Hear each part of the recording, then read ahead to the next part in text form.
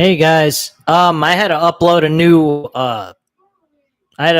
new live stream for you guys because uh the one I was trying to do here on the channel while I was connected on the computer and watching YouTube TV at the same time on the computer did not work out very well. It got stuck and it got all messed up. So I'm watching it on my TV right now. You guys might be able to hear it in the background. And if so, oh well. Currently, right now, we got a promo by Bianca Belair, which, by the way, Tom White or Tim White, I believe his name was. He passed away just recently. He was a former WWE referee. He retired from referee. His last referee match, the match that he last refereed, was in 2002 Judgment Day, a Hell in a Cell, with Triple H and Chris Jericho. So he has recently passed away. Unfortunately, they put up a graphic about it. And Bianca Belair has made the announcement that Rhea Ripley will not be competing for the women's title at Money in the Bank because of the situation with an injury. So she is not taking place. She's not having her match with Bianca. So now we're having a flutter of women showing up, doing their typical formulaic bullshit, with each woman coming out that Bianca Belair has listed that will compete tonight. And I'm pretty certain this is going to be the fucking main event, more than likely. And supposedly we're going to witness this this happen tonight for a number one contenders for the Raw Women's title. Carmella is now coming out. This is fucking ridiculous, folks. I'm already sitting here within 5 minutes and I'm going, what the hell am I watching? Seriously, this is bona fide certified bullshit. And yeah, we're doing a live stream. Nobody's here. Nobody's here. You guys wanted it. I'm here. You guys aren't. I don't know what's going on. I know there was a mistake with the last feed I had. I turned that off. I deleted it at least. I hope I let me double check this shit. 1 second, guys. And it's pretty lame. I don't understand why the hell they need to kick off the show with this boring ass shit with these women bickering like little high school children. But to be honest with you guys, this is the worst start of the show already. I don't think I'm going to even last an hour. This is a fucking joke. Now Carmella came out, and now they got another woman. So we got 5 women besides the champion in the ring. We got Alexa Bliss now showing up. She's supposedly going to be the 5th woman to actually compete for the opportunity to be the number one contender for the women's title. Unbelievable, guys. Really unbelievable shit. I don't know what the fuck this company is smoking, but Rachel Buck, you sent me a text in the chat just a few moments ago on the other one that got messed up, and you're claiming that there's going to be change. I ain't seeing it at all. Not a blemish of change. This is the same formulaic bullshit we see every single week on a Raw and SmackDown show. Same fucking patterns. I mean, do something different. You don't see this on AEW Dynamite. You really don't. This is crazy. I mean, seriously, this is nuts for them to have all this. The announcement of the challengers that could be possibly facing each other for a number one contenders match, and just have the match take place and have Bianca announce that she's not going to be facing Rhea Ripley. That's all. There was nothing else they had to do. Now, apparently, they're going to have to be on commentary watching her opponents wrestle each other and hearing her blabble about, oh, this and that and yada, yada, yada. Like, who gives a shit? Just have the match, get number one contender, move along. I mean, the build has been absolutely terrible anyway. So who gives a fuck, man?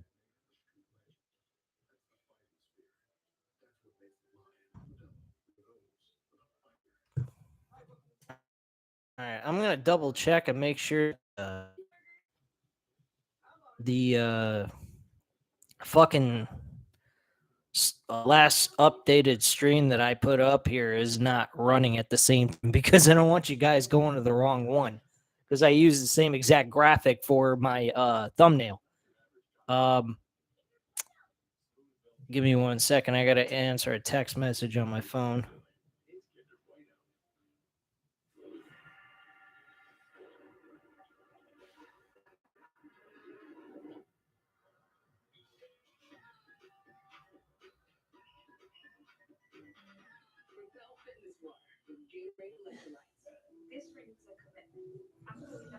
All right, for some strange reason, I'm having a hard time. Get back to you guys, and no one has shown up yet. Oh, thank you for the like. Appreciate it. Who's in here? Who's in here? Come on. Say something. Talk to me, baby. Just kidding around, man. Daniel, is it you? You here live in the chat? Let me know, brother. All right. I guess apparently you're just going to view the live stream, hear what I got to say about this terrible fucking Raw episode. All right, we got another one in the chat. I don't understand this. There's something odd about this this live stream stuff. I've been getting likes from you guys, and YouTube just takes the likes away. I don't understand that shit. That's completely fucking off the walls. I had like 3 likes when I did the live stream for the SmackDown and Rampage episode, and it went down to 0, and then you guys placed a few more likes on there, and it went back up. I don't get that. That's crazy. Just fucking crazy, man. But anyway, we're on a commercial break. If you guys want to leave any comments in the chat, by all means, you can go ahead and do that.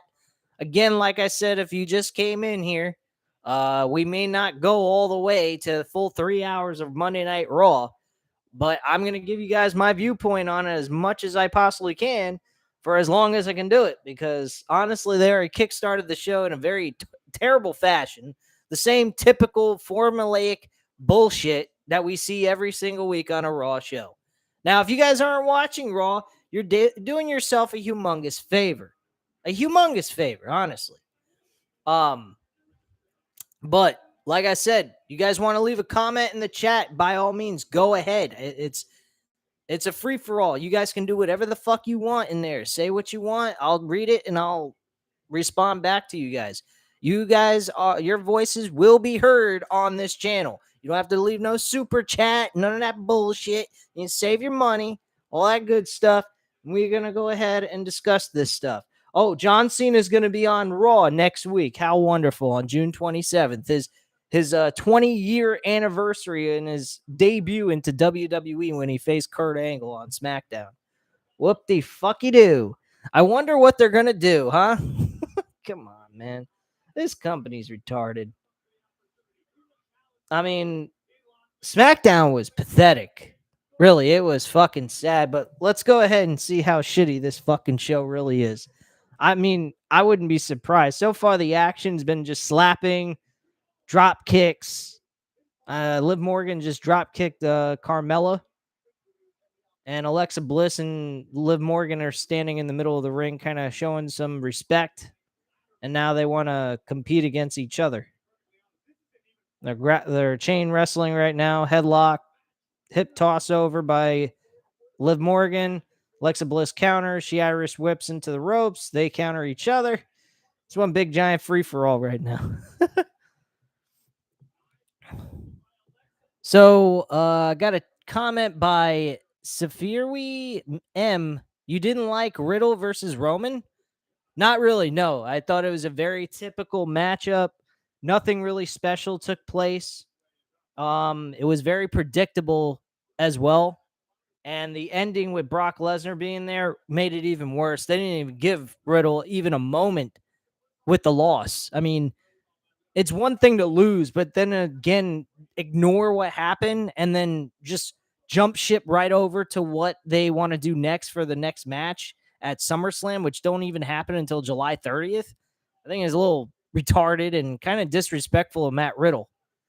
And not to mention, Matt Riddle continues to suck the dick of Randy Orton instead of being his own man at this point, now that Randy Orton's out on his own. So, you guys, if you're brand new to the channel, I'm not going to be talking pretty about WWE. I'm not a fan of this shit. I really ain't. I used to be, but after the last 2 years or so, I have completely tried to stay away from this shit. But I won't lie, I am addicted. I love Monday nights, but this ain't the same Raw we used to watch back in the day. This is bubblegum wrestling is what I'm going to call it. That's what I've been calling it. I've been on here for 5 years. If any of you that are on this live stream that are new, I'm been on here for 5 years, and I'll tell you what, this is bubblegum wrestling, man. This is bullshit. Alexa Bliss, or not Alexa, Asuka was getting a little bit momentum. That was shot down by Becky Lynch. Now Alexa Bliss went for a cover on Carmella after she did a move on her, and she kicked out a 2. Becky Lynch is just kind of looking like she's going to win this match, folks. This is absolutely terrible. They're going to book the same fucking match we've seen 100 damn times because they got nobody. Absolutely fucking nobody, man. All right, so Alexa Bliss has got a little bit of offense going up against Becky Lynch at this point. She did her Hurricanrana. Carmella's coming in after she Hurricanra'd Becky Lynch out of the ring. Tried to roll up Alexa Bliss. Now Carmella's got the advantage while everyone else is on the outside. You know, very typical WWE kind of stuff here. I will answer any comments in the chat if you guys want to leave any when we get to commercial breaks, because I want to give you guys my viewpoint on how the match went. And I'll also kind of leave a little bit of commentary what's going on in the middle of the ring if you guys aren't watching this live on your TV sets. But honestly, this match is typical shit. Bianca Belair is not on commentary, by the way. I thought she was going to be. She's just sitting in a chair watching the match as it goes on at ringside in a chair. So nothing really important there. Yes, Rachel Buck, I commented before, and I will say again. I know that you said that Paul Heyman and Triple H are working alongside with Stephanie, and you think there might be some change. I ain't seeing it, Rachel. I'm not seeing it right now.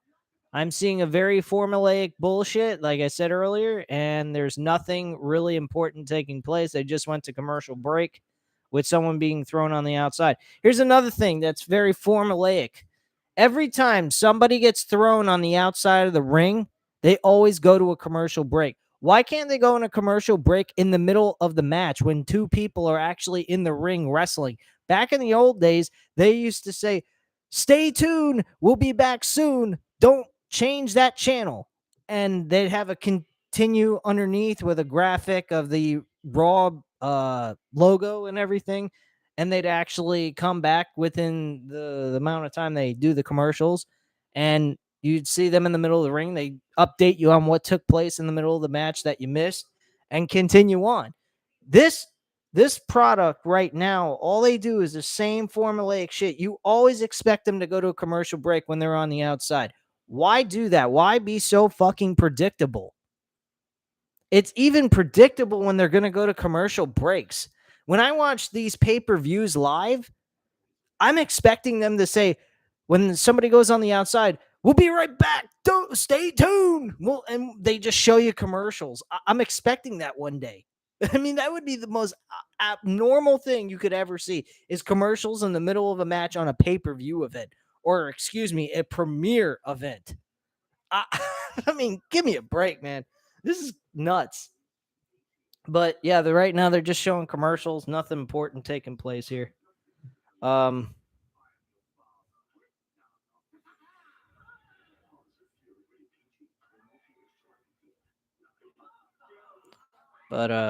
yeah, I'm periodically going to be answering a text message. There's somebody I'm talking to. So excuse me if I'm kind of off in my own little world here.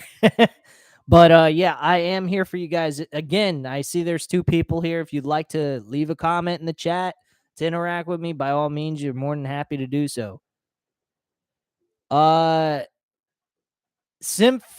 Symphony M says, "Do you follow NXT?" Not anymore. I do not like NXT the way they've made the product. It is completely, utterly the same reenactment of what WWE is in the modern day product. It doesn't appease me whatsoever.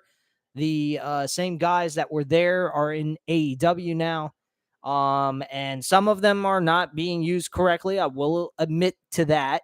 But there are some guys that are killing it in AEW just like they were in NXT, and they weren't going to be given the same kind of treatment in WWE's main roster. Plain and simple. Rachel Buck says, and guess what? I think Seth Rollins is going to win Money in the Bank, and he's going to cash in the Money in the Bank, and it'll be at SummerSlam, and it'll be on Brock Lesnar, so they could save from ever losing. And then at Clash at the Castle, Drew McIntyre will win the other title, and then we'll have Seth Rollins and Drew. No, it ain't happening. You guys keep thinking that these titles are separated. They're not. They're not going nowhere. They're not going. If it goes anywhere, it's going to one person. It's not going to 2 separate people.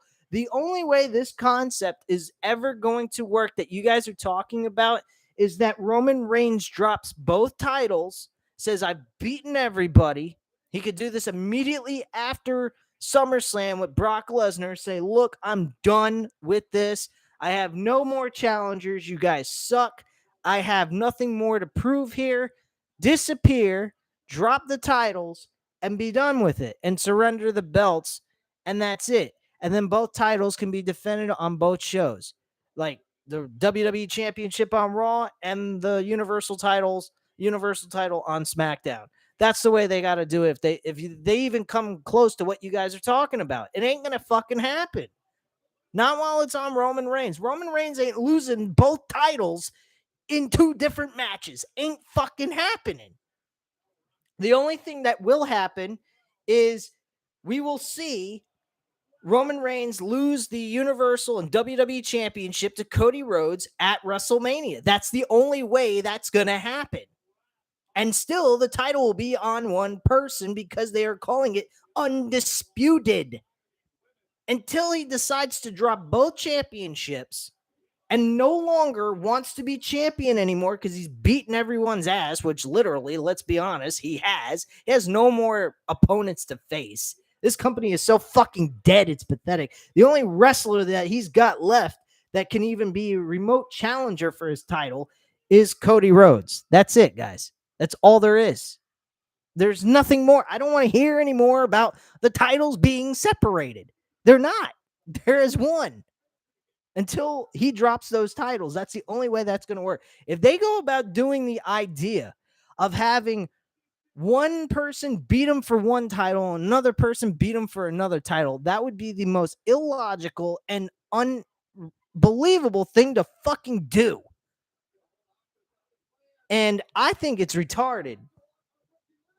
And for everyone and JD, yes, I see that comment, Rachel Buck. JD is saying that I totally disagree with him. I love the guy. I have nothing against him.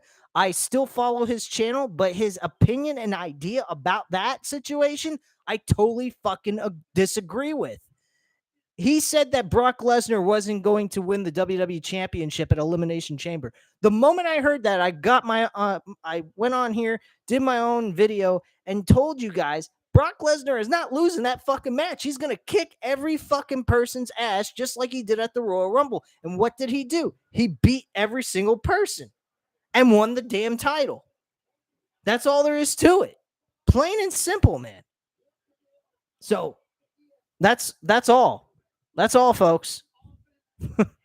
Now, they could have Seth Rollins cash in on Roman Reigns, win both titles, and then he's the undisputed World Heavyweight Champion.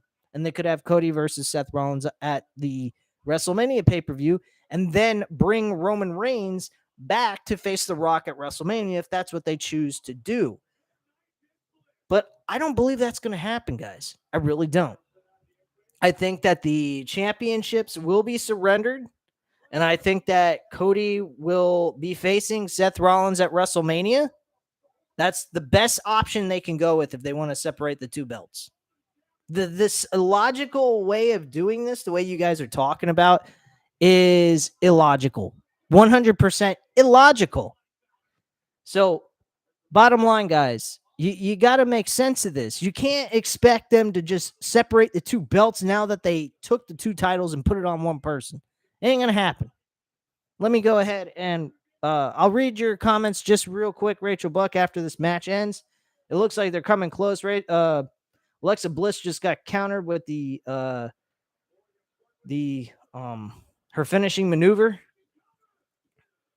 And Carmella wins the match. I don't believe this. So Carmella's facing Bianca Belair at the Money in the Bank. What the fuck? Oh my gosh. Out of everybody, they chose Carmella.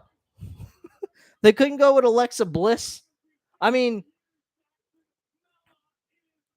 this is ridiculous. And Corey Graves is just kissing her ass, which, as he should. I mean, he's married to her. And I definitely would not shit on her. She's a very beautiful woman, but shit, man, she is not the right opponent for Bianca Belair at Money in the Bank. I'm sorry. I'm seriously, I am sorry. You want to give Alexa Bliss something to do? This would have been the best thing for her, and instead they chose Carmella. I don't know what the hell they're thinking, man. This is ridiculous, man. Horrible choice, but whatever. All right. So Rachel Buck said quite a few things. I'll go ahead and read it off to you guys. Rachel Buck says Seth Rollins at WrestleMania, and it'll be Seth Rollins versus Cody Rhodes at WrestleMania, where Cody will win the title, and then the next day he'll bring back the Wing Eagle belt back. I'm cool with that idea, but the Seth Rollins ain't winning one title, and then Roman Reigns is going to lose the other title to somebody else. That's just fucking plain fucking retarded. All right. She also says that, but JD said from New York, JD from New York said they are going to do that because you'll be stupid to be on and Roman Reigns defeated two different people on two different nights. So yeah, he's going to. Whatever, man. I think that his viewpoint on this is completely off the wall. It's very unusual for him. Rachel Buck says he will defend both titles, but not separately because Seth Rollins is winning the title and he's winning Money in the Bank because there's no one else that will win Money in the Bank. Look at what about Drew McIntyre, though? Drew McIntyre is going to win the other title too because Drew McIntyre is definitely winning at Clash of Champions. What about him? All right, look. The bottom line is, and like I just said, and probably you stated all this before I mentioned what I felt. The reality is that the only way that concept will work is if Roman Reigns drops both championships and he says, I'm done. I don't have no more to prove to anyone. I've done everything I need to do. And that's that. And he drops the titles. They have a tournament for the WWE Championship on Raw, tournament on SmackDown for the Universal title, and that's it. That's what they need to do. Roman Reigns does not need to suffer a loss. The only person that should have the right to beat Roman Reigns at this point, who's been built up right enough, is Cody Rhodes, and he's out with injuries. So at the end of the day, guys, unless those two titles are both on Roman Reigns until Cody comes back, I don't care what any of you say. No offense. I'm not trying to be mean or anything. But at the end of the day, guys, Roman ain't getting beat ever unless Cody comes back and wins the Royal Rumble at WrestleMania. Or wins the Royal Rumble and then beats Roman Reigns at WrestleMania. That's the only way this is going to work. They're not doing... If they do that, guys, I think Vince McMahon has completely lost his fucking rocker. Big time. I really do. All right. Simply Simply M, I apologize if I'm mispronouncing your name here. I do apologize.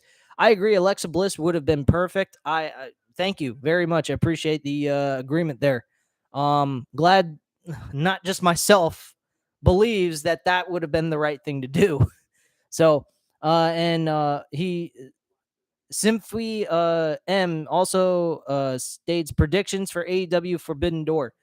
I think AEW Forbidden Door is going to be a good show. I don't think it's going to be as good as we all thought it was going to be based on the match card, but I think with the quality of wrestling we could see, it's still going to be good regardless of the fact we may not be getting an Okada or other performers that we were hoping to see at this pay-per-view event.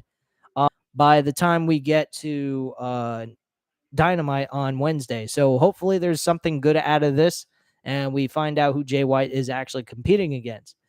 The new championship, the All Atlantic Championship match, that should be very exciting, a lot of fun to watch with that fatal four-way. But quite frankly, I mean, you know, it is what it is. Rachel Buck says, I see them doing WrestleMania 31 with Brock Lesnar and Roman Reigns at SummerSlam with Seth Rollins cashing in his Money in the Bank contract on Brock Lesnar, not Roman Reigns, keeping Roman safe. I mean, that makes sense. But again, both titles are going to be on the line. They've already stated that is the case. So if he does that, Rachel, Seth Rollins is going to win both titles. And he's going to be the undisputed Universal Champion. That's how this is going to work. Anyway, let me hear what they're talking about here.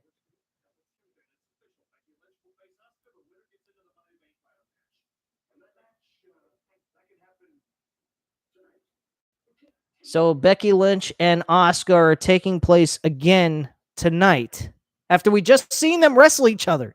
And this is to grant one of them to be in the Money in the Bank ladder match. Let me just check my phone real quick and see if there's actually anything. I'm going to see if there's anything being said about that.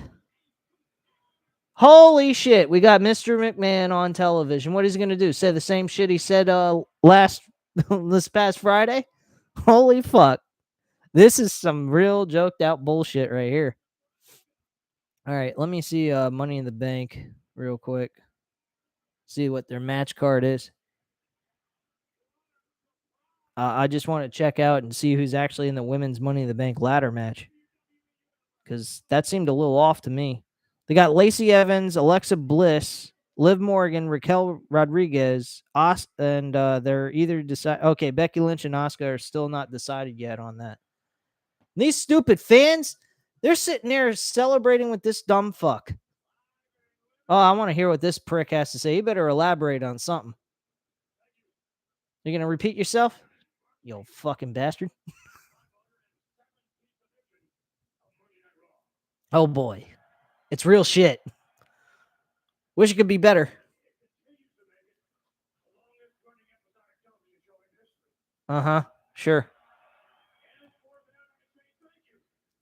Oh, yeah. We just love to be treated like shit and get the middle finger every fucking night with your terrible booking and your terrible television show. Every time I watch this shit, I think I'm getting the middle finger by Vince.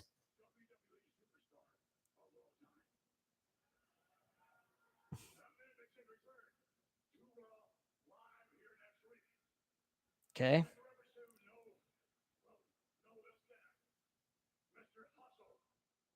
So he's hyping up John Cena. Oh, boy.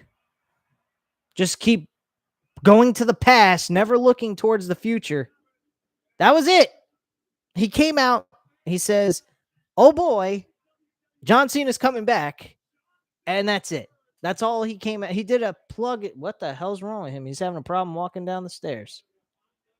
I don't know what the hell's wrong with him. Wow, that'd be really fucked up if he died on national television. Holy shit. All right. Simply M says, is Vince still in control of creative team? Yes, he is. So unless Stephanie McMahon steps up her game with her ability to have the role of doing that, we're not seeing any change creatively. The only thing we might see is changes in the upper echelon of WWE's executives. That's about it. So with, Vince still controlling the creative side of things, I'm not having my hopes up until I see change on television. And until then, I don't care. I want to see some effort put into these shows. I want to see something. I want to see some energy. I want to see some attitude. I want to see them stop smiling so fucking much. That's one thing they could definitely do. Get rid of the fucking smiling so much. There's nothing to smile about. Your ratings are absolutely terrible. Your show is absolutely boring. There's no excitement in the air when you do your fucking show. Bring some excitement to the table. Or get off television, for God's sakes, and stop wasting our time. It's my attitude, man. But yeah, he's still in control of creative, unfortunately. I mean, I don't know, man. They're rehashing what happened on SmackDown. Don't get me wrong, the match wasn't terrible. I mean, it was okay, but it was not like pay-per-view quality match. I mean, it was just an average, decent matchup on television for a world championship. But again, guys, you guys are continuously bringing up the championships being separated from Roman in two different matches. It's not going to happen. I'm sorry. He's defending both titles in one match. So the idea of what you guys are saying does not work. The only thing, like I said, that works is he drops both championships after he beats Brock Lesnar and walks away. And they could do that because he's not really showing up all that much. He's got nothing there creatively for him to do. There's nothing there for him anymore. He's done everything he could possibly do to elevate those titles. Now it's time for him to drop those titles after he beats Brock Lesnar for the 500th time and have him go up against, or have him drop those titles and walk away from WWE for a little while until we get to Road of WrestleMania. That's it. When we do that, when we get to that point, we introduce The Rock, make him as a host of WrestleMania like they did back in WrestleMania 27, and have Roman Reigns show up on an episode and say, hey, who the hell are you? I've been running this shit for all this time. Where do you come off hosting WrestleMania? I should be hosting WrestleMania. And then he goes, I'm the head of the fucking table, not you. And then they could build a match for them both to wrestle each other. Instead of Rock hosting the show, he wrestles Roman Reigns on night 1 or night 2 in the main event. And that's all they need to do. It's that simple.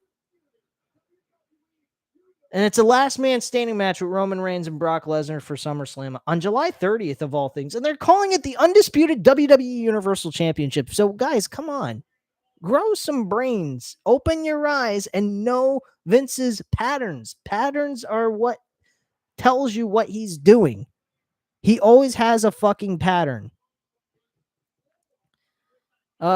Symphony M says, have you seen the Xavier Woods dethrone a Roman fantasy booking? It seems worth trying, in my opinion. Xavier Woods dethroning Roman Reigns? What? Boy, you're pulling something right out of the nowhere, man. I mean, if they can make it work, great, but I don't see it as something that'll work, honestly. We got Matt Riddle coming out here, and pretty much they got fucking giraffes. I don't believe this. Colored giraffes. Green, brown, yellow, different colored giraffes graphics coming out of the screen. And he's wearing a t-shirt that says, hey, Randy. What the fuck? What the hell am I watching, man? Oh my gosh, guys. I mean, I want to be able to say something positive here. I'm pretty sure you guys are getting sick of hearing me bitch and complain, aren't you? I mean, maybe you guys find it very entertaining. I don't blame you. I'm having fun doing this with you guys, but I don't know how much longer I'm going to keep doing it. Because let's be honest, this is nothing. That Vince man come out for a second time just to announce about a fucking return of John Cena, which they've advertised at least twice on commercial before they came back on the air. How fucking dumb can you get? Daniel says, "Hey, sorry if I was late." Oh no, it's cool, man. You're all right. We're only 30 minutes into this bitch. I'm gonna be here almost 3 hours. Hopefully, if I can last through that with Monday Night Raw. So, yeah, if you want to stay here all the way through for the remaining time we got left, by all means, go ahead. If you got something else you want to do while you're listening to me, go ahead. I highly recommend it. I would not give this company a fucking rating if I was you guys. I'm doing it for this channel. I'm not doing it for them. I don't give a fuck about them. I hope they have a horrible rating. All right. Simply M says, nah, it's bad, but I've got nothing else to watch. Hey, I mean, there's other things. If you got movies, there's Bad Boys for Life on FX. If you want to watch that, you can. I mean, it's a hell of a lot better than this shit, but I'm doing it for the channel. Curvin Abreu says, why are you watching Raw?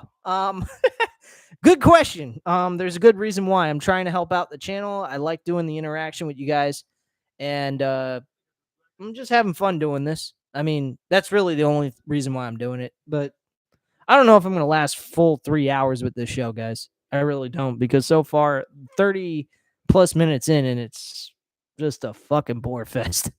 I mean, seriously. Daniel says, I'd rather watch Squid Game than WWE's Raw, and at least Squid Game is fresh and fun to watch. Ha ha ha. I've never watched it, so I have no idea. I think that's on Netflix, right?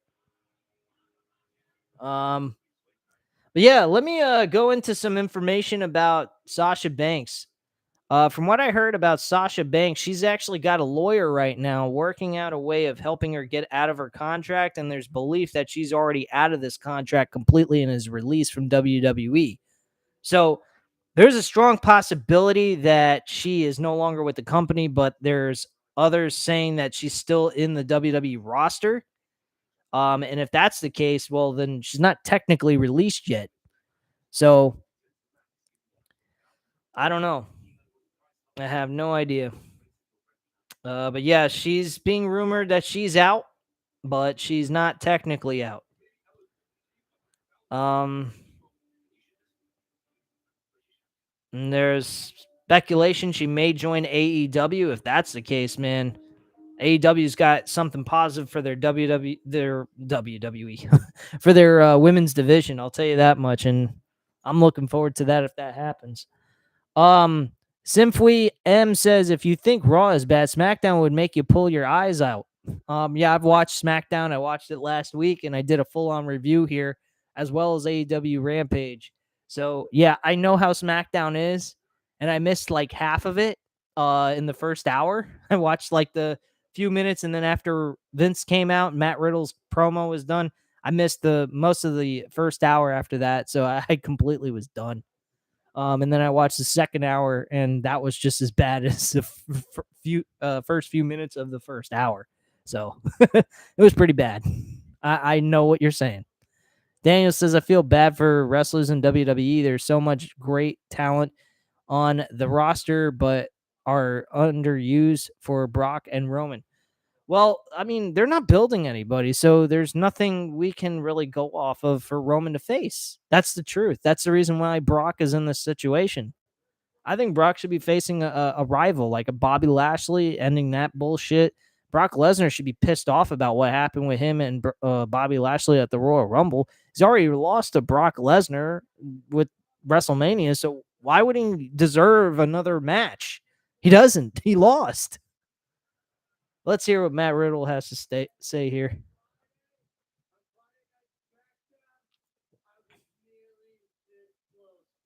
Oh, so you were almost a world champion. You were almost a world champion, but you just was a tad off. What a joke. Uh, Yeah, let me suck that Roman cock like Vince Man wants me to do. He shouldn't be sitting here having looking for sympathy for himself, folks. He should be fucking pissed off.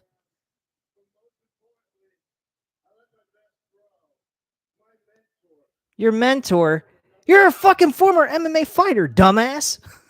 You have more talent than Randy Orton wishes he had. Are you fucking kidding me? They're making Matt Riddle look like a fucking retard. He's not looking like a guy that's going to advance and move up in the main roster to a main eventer. I mean, let's get real, man. Daniel says Bobby should get a rematch with Brock. It was fine at the Royal Rumble. Well, it wasn't fine at the Royal Rumble. The ending was pretty sloppy and kind of sucked. And the way they did it was off the walls. But yeah, I agree. That match should be redone for SummerSlam. I mean, they like redoing matches. Why not Bobby Lashley and Brock Lesnar? We haven't seen that many matches between the two of them. Simply M says, wait till you see who interrupts Matt Riddle. All right, well, let's go ahead and see what happens.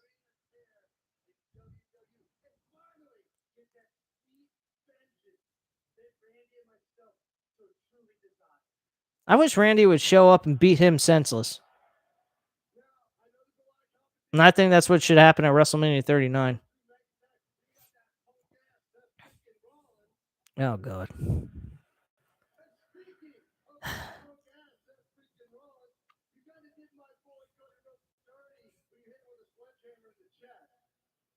Your boy? You talking about fucking... Are you talking about Randy Orton, or are you talking about Cody Rhodes? Because I remember he tried to use a... Who the fuck is this?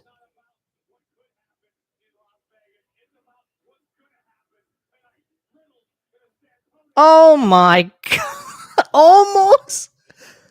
Simply M almost is the one showing up to interrupt his fucking promo. Oh my gosh. Who the fuck?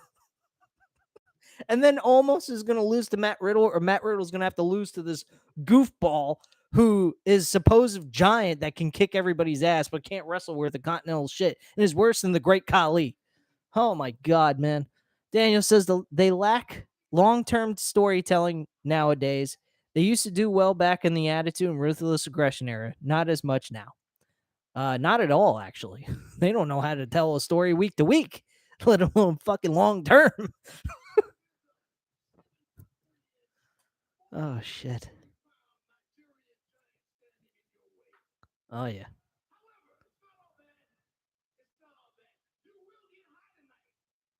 What? He seriously took a line out of he's going to get you high tonight by lifting you off your feet and referencing to him being a pothead. This is so fucking retarded. Ugh.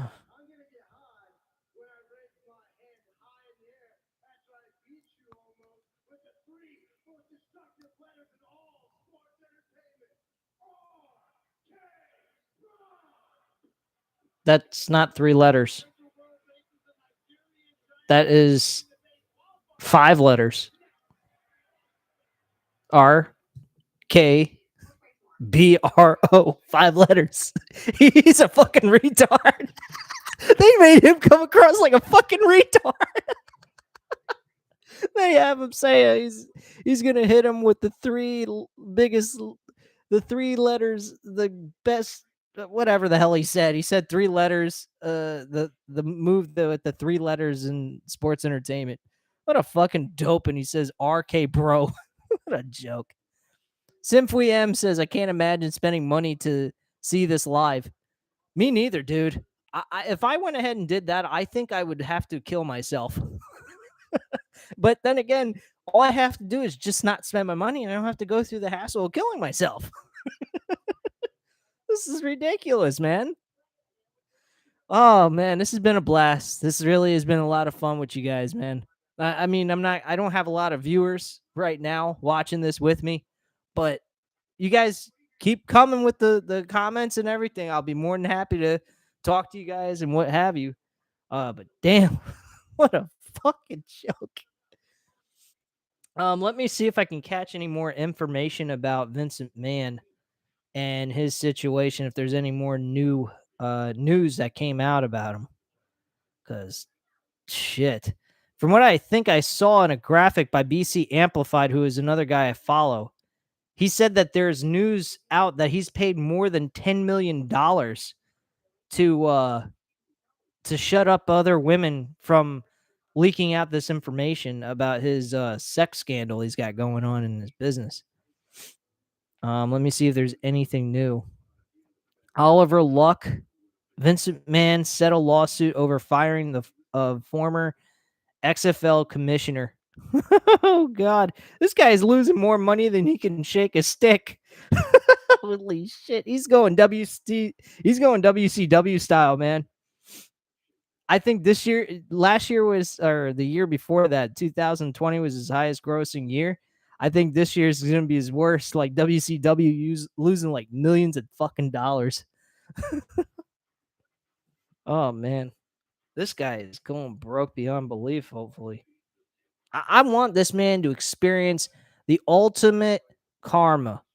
You fuck with the fans, you fuck with people that work for you, and you think you can get away with murder, even though he's not killing anybody, at least not yet anyway. But you keep screwing with people with their lives, firing them over stupid so-called budget cuts.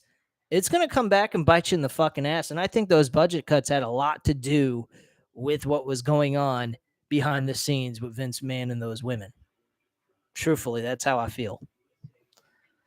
Now that's just speculation. There's no proven fact of that, no report of it. So don't take it as, definitely 100% fact that I'm saying, but I do speculate that that is the situation that's going on here in WWE and why those 200 plus people were fired in 2020 and 2021.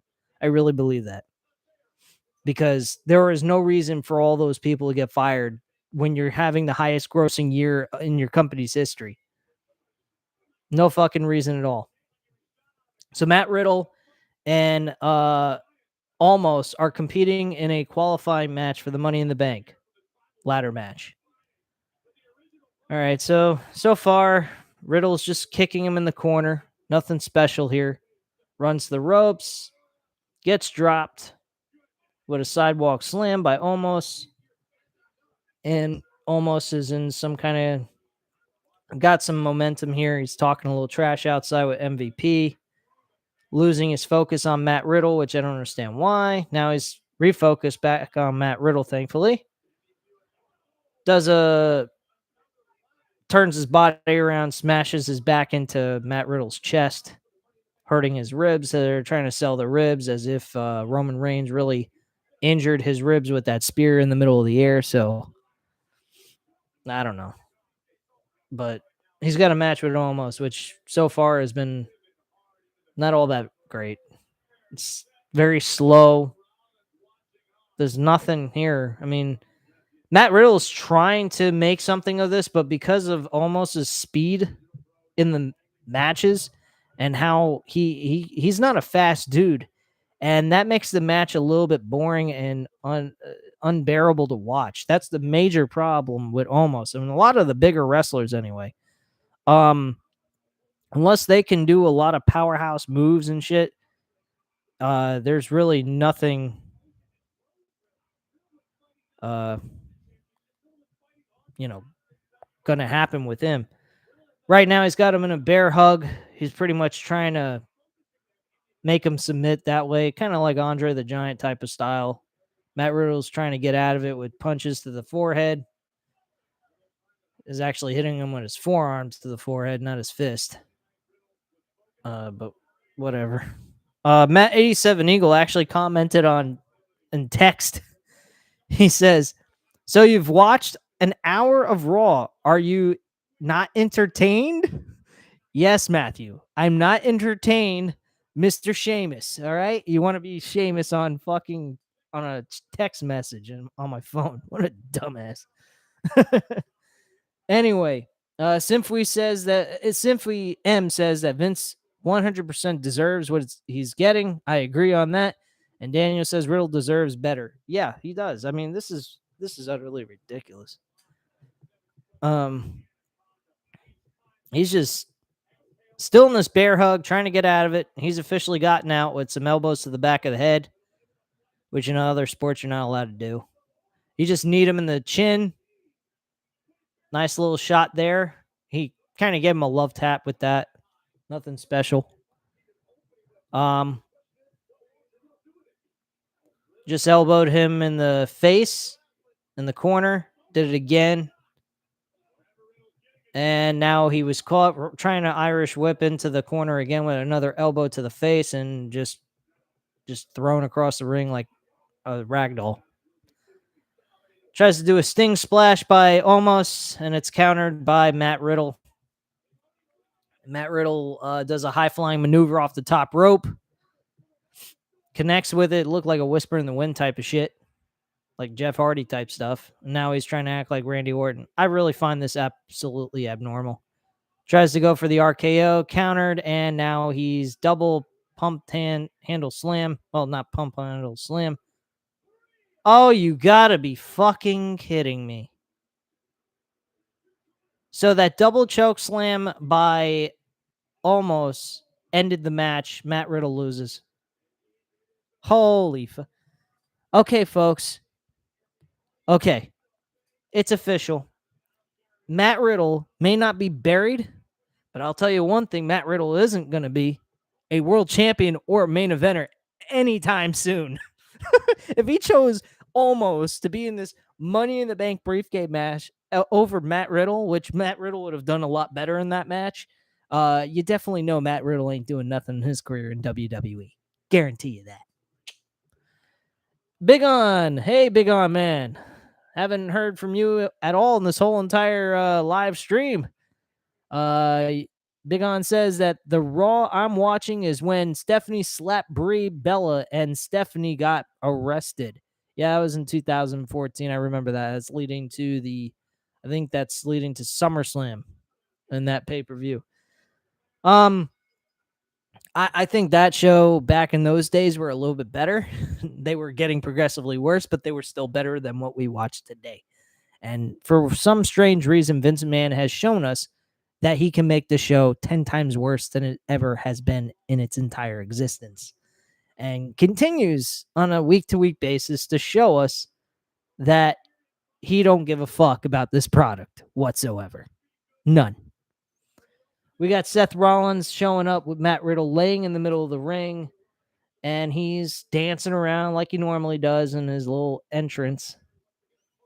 And my God, man, what a fucking joke. Big On says, why Stephanie isn't on TV anymore? I don't know. I have no idea. It's not like she's going to do anything positive for this show. Not while Vince McMahon's writing the scripts. Because, let's be real, these scripts are absolutely fucking terrible. And the wrestling is piss poor. I mean, I remember even back in 2014 and 2015, we get at least 15-minute barn burner matches. I mean, John Cena's United States Open Challenge matches went for at least 10 to 15 minutes, and they were fucking awesome. They could have been used for pay-per-view events. That's how good the matches were.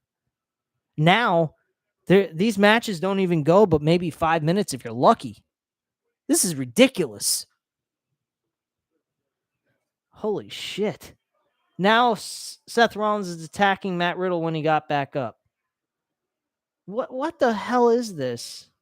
You're in the Money in the Bank match. What the hell you need to attack Matt Riddle for? He's laughing. Give me a fucking break. Oh, shit. Big On says, I think WWE in 2020 is better than the WWE right now.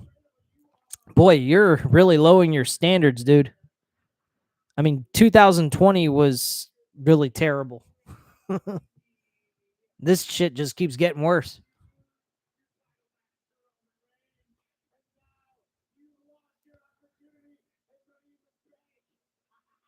God, would you give it a rest with this dialogue? This sucks. Would you quit laughing?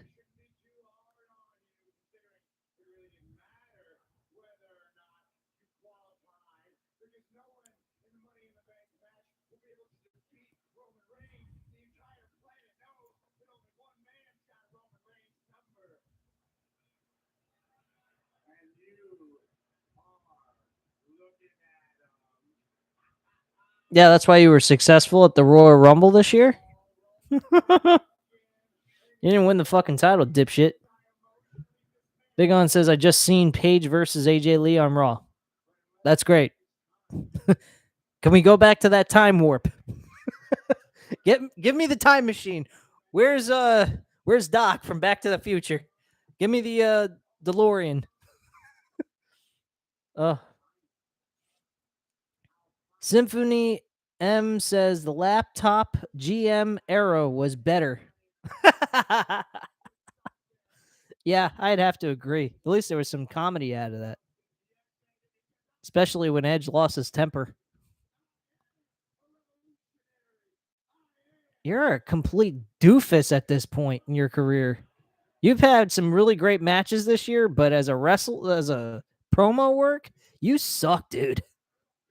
And Matt Riddle just sucked another ass beating after Matt Riddle tried to attack Seth Rollins from behind. He suffered a curb stomp.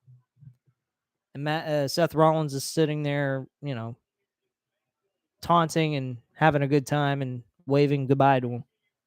Oh, what a fucking joke, man. Who in the chat right now is watching Raw live? And I'm not talking about 2014, so that doesn't include you, Big On. No offense. But you're probably doing a smarter thing for yourself than watching this shit live. Big On says Dean Ambrose tries to stop Seth Rollins from cashing in Money in the Bank. Laugh out loud. Okay. Oh, God.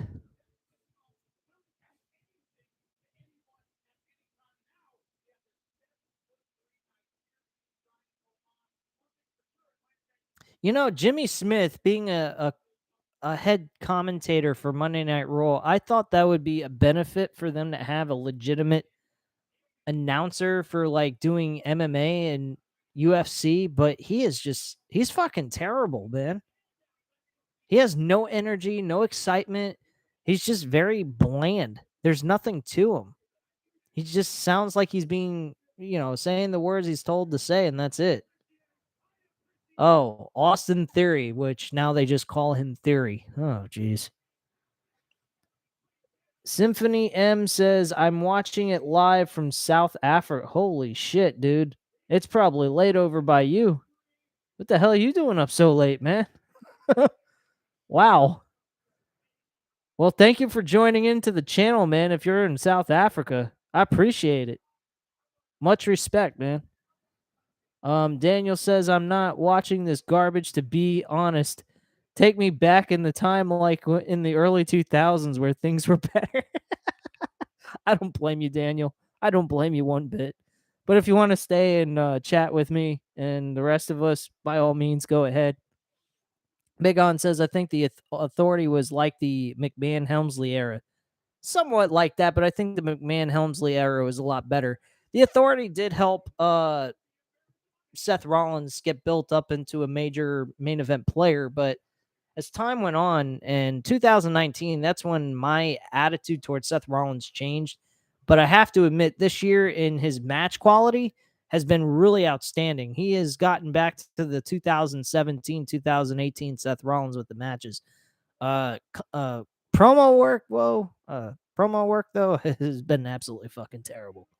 Absolutely terrible. And folks, it's 9/11.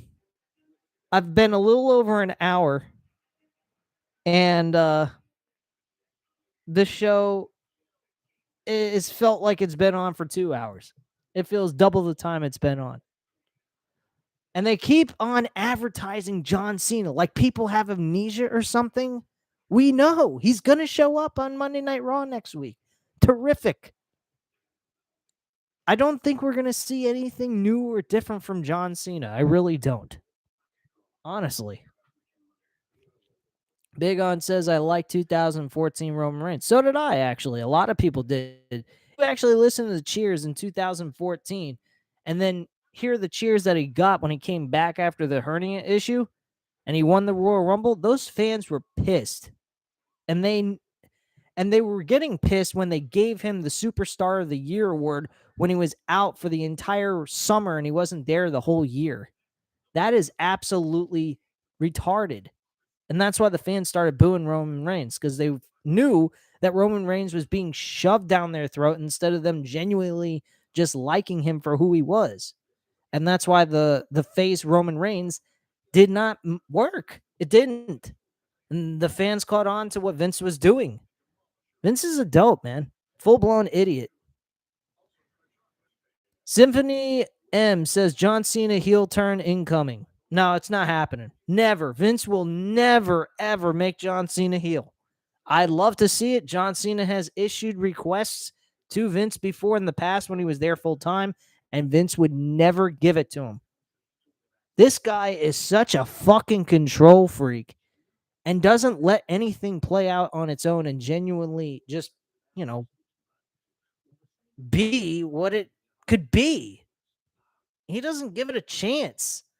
It's his way or fuck you. That's it. It's not how wrestling should be. It should be based on how the fans are interacting with what you're doing on the show. This crowd is so fucking dead, it's retarded. These people are not having a good time, in my opinion. I don't see a whole lot of excitement taking place. Outside of Vincent Mann making his entrance, I haven't heard a whole lot of any noise coming from these people all that much. Few cheers here and there during the match. Matt Riddle's match was getting a little exciting when he was gaining momentum, but when he lost, that crowd was fucking dead silent. Utterly ridiculous. Big On says, did Alicia Fox retire? I believe so. I haven't seen her since the Royal Rumble with the women. Big On says, okay, never mind. I forgot she was at the Royal Rumble. Yeah, but she hasn't wrestled at all since that. So, I mean, she hasn't done much of anything. All right, we're on commercial here, and I pretty much killed it with Sasha Banks and the whole situation with Vincent Mann with his sex scandal bullshit. So I'm not gonna go all into that. But man, this has been one terrible show, and not terrible like insulting you, with your intelligence, but more along the lines of just like there's no substance in the show that gets you excited. I'll be honest with you. I think Miz and Mrs. and Miz and Mrs. is actually probably a better show to watch than this shit. That's pretty fucking sad.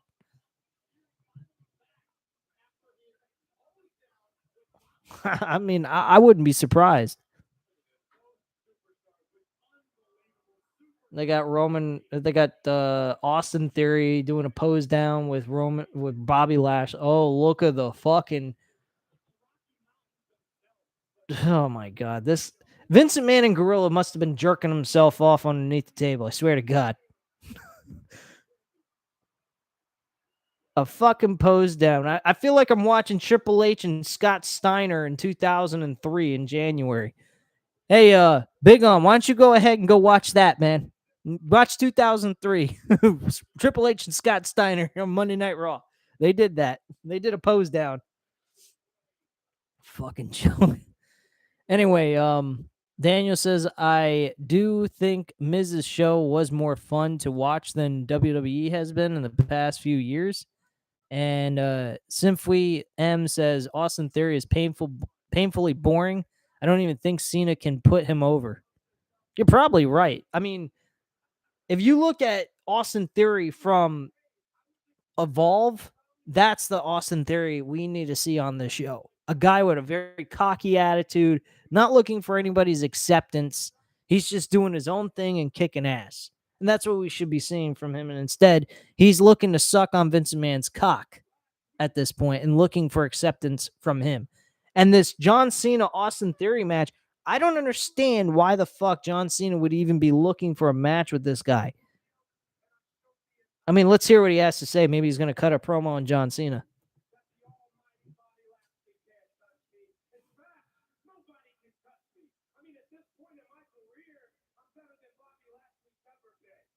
Okay.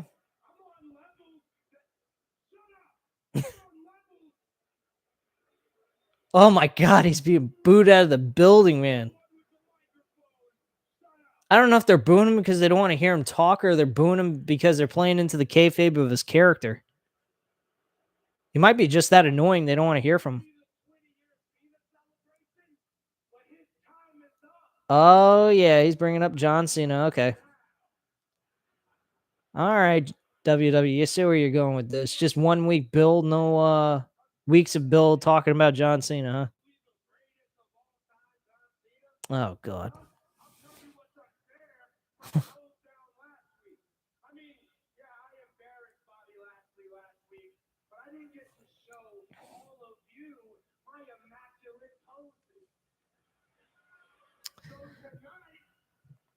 I'll answer your question, Big On, in just a moment once they get done with this promo.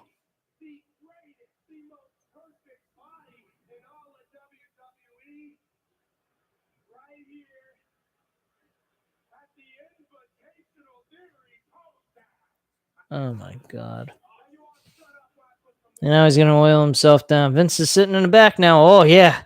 That's getting me all turned on. Keep it up, kid. Keep it up, kid. You get me all. This is some good shit. God almighty, this guy is the dumbest fucking retard creative person on the planet. He's got to be fucking with us, man. Literally, he's got to be giving us the fucking middle finger.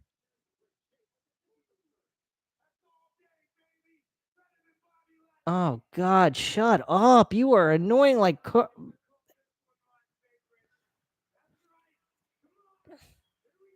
You're annoying like Corbin, dude. And Bobby Lashley's behind Austin Theory right now, about ready to tear his fucking head off. And then they're going to transition this over to John Cena. This is so retarded.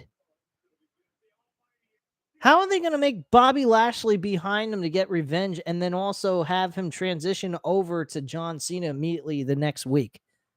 That's ridiculous. That's like, you might as well tell Bobby Lashley to go fuck himself or something. Keep him off television or something. Be smart. He's spraying him with oil in the face. That's supposedly water, I would assume. Oh, man. This is retarded. He wants the United States.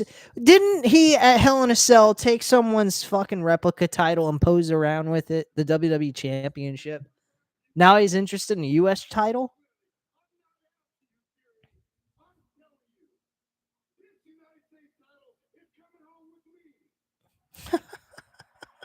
Are you serious? What, are we going to have Bobby Lashley versus John Cena at SummerSlam for the U.S. Championship and Bobby Lashley beats Austin Theory instead? On Raw? He's posing around with the fucking championship. Theory can't see nothing. They're building new stars, folks. They're building new stars. I mean, everybody wants to see a guy sprayed in the face who's a heel get beaten up by another dude who he just humiliated on television last week, and then he's gonna go ahead and move on to the next thing, and Bobby Lashley just sits in the background and does nothing. What? Come on, man. You gotta be fucking kidding me. All right. Let me get into some of these comments. Some of them were made. Big On says, when did the New Day formed? In 2014. It was actually like what Daniel says, around November or possibly September. I think he might be a few months behind. I think it was in September, not November. They're rehashing what happened 2 weeks ago about Edge, which makes absolutely no sense, and being kicked out of the group. He's a limitation. He's holding them back. He's been with them for a few months, and he's been holding them back. Logic, folks. This is logical, huh? Yeah, sure. Power bomb, Razor's Edge power bomb through the table by Damian Priest, and then a portion of the chair into the mouth and a crossface over Edge, and then a concerto by Damian Priest. This is very compelling television, folks. A lot of great stuff. You're missing out, man. Shit. You're missing out on nothing, folks. That's what you're missing out on. Now we got the Usos, the fucking loser champions who only can win when they're defending their titles, but when they're in a singles match or a tag team non-title match, they can't win a fucking match to save their lives. Oh my gosh, man. This is utterly ridiculous. And I just keep repeating my. They're saying these titles are undisputed champion tag team titles as well. Oh, these people are the dumbest fucks in the world, man. The dumbest. They're saying undisputed, but yet they're going to have them defend the two titles at the same time. But then they're supposed to be considered separate belts. Huh? You guys ever watch boxing? In boxing, if they unify the titles, yeah, they are separated. But as long the champion is still the champion, he defends all the titles he has in his possession because he's a fighting champion. Now, if he happens to drop from that weight class and he moves up or down in a different weight class, that means those titles are now separated, and we then find new champions to hold each and every title and then unify them again. That's the concept that WWE should be going after, unless they're looking to create a new championship, a one whole championship that they're going to carry around for the future, that they have this undisputed idea taking place. So I don't know, man. I really don't. Big On says, did they end the brand split in 2014? They ended the brand split actually in 2013. They had champions going on either show. The brand split didn't even matter. The SmackDown show felt like a minor show that you could watch as a main event or some shit. Wasn't all that important. And the titles were unified, and then they brought in a new championship to replace the two titles they put together, as making them the undisputed WWE World Heavyweight Champion. And he was asking, since they made the WWE World Heavyweight Championship. Yeah, they did. They did that beforehand, actually, so they could have everyone just go on either show whenever they felt like it with no restrictions, which they should be doing now, honestly. Because I think Cody Roman Reigns is the best option we should be going with. And if they're talking about bringing back the Wing Championship, I think that would be a great idea, getting rid of those two pathetic titles that they carry around and bring back the 1988 to 98 championship that we used to know and love and actually had some kind of tradition and prestige to it. At least it had a nice look anyway. But then again, what am I talking about? I'm just some goofus behind a fucking webcam talking about wrestling with you guys and making perfect sense more than 90% of the people out there on YouTube. So, hey, it is what it is, you know? I know I'm bitching a lot, and I have every right to bitch because I'm sitting here watching a terrible show. There's no substance here. If you're not watching it, you're not missing anything. The only good thing about this live stream is the interaction that we have. That's it. Other than that, you're not missing nothing on television. I'm dead serious. This is just a sad, sad show, man. And the more I watch it, the more I say to myself, it's like Vince is going ahead and giving us the finger, giving us the middle finger and saying, fuck you. Those people in that audience, all they ever do is cheer. Yeah. Like fucking trained seals, man. They might as well be little seal monkeys. Like, what the fuck, man? This is awesome. What's so awesome about these shows? I'll admit, pay-per-view events sometimes are actually good. They have some good wrestling, but the builds, they might as well not even have a week-to-week televised show. Just have 1 month pay-per-view events, book a bunch of fucking matches, you know, have little promos here and there just to hype up a match with barely any substance, and just have the match take place on fucking pay-per-view on a Sunday or a Saturday night. That's it. Big On says back in 2014, they were still trying to put on good shows, but not in today's modern WWE. Yes, we know. You are right on with that, and I totally agree with you. But we're not in 2014 anymore, bro. Daniel Bryan was still wrestling with us at that time. Now he's working for a different promotion, and he's out with a fucking leg injury, and I don't know if he's coming back for Forbidden Door against Zack Sabre Jr. or not. So only time will tell by this coming episode. Hopefully it will be acknowledged that Bryan Danielson will be competing against Zack Sabre Jr. Sabre Jr. keeps hyping up his offer to face Bryan Danielson. We just haven't gotten a response back by Bryan for that match. Theory is being interviewed backstage. And he doesn't deserve anything. Uh-huh. On the phone, and I suggested an idea, and he accepted it. So Bobby Lashley, if he really wants to earn a United States Championship match, oh God, championship can be 3 opponents, one after the other, in a gauntlet match tonight. Oh my God, they're gonna have 3. And I will defend my United States Championship against him at Money in the Bank. Okay, so 3 pathetic schmucks are going to eat an L from Bobby Lashley and get buried so that Bobby Lashley can get a shot for the United States Championship. This makes all the perfect sense in the world, guys. All the perfect sense in the world. Matt87 Eagle says, wow, what a great show you're watching. Truly groundbreaking entertainment. Matt, bro, we've been sitting here. I don't know who's been watching it. I think everybody in the chat has said they ain't even watching it. I think Simply M is the only one watching this show along with me. And even himself is saying that this show is absolute trash. But we have the Undisputed Tag Team title. Again, folks, we got these titles separated from each other. Right, sure. Right.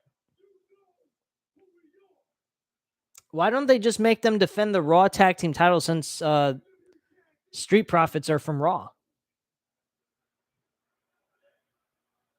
If they're so individual titles.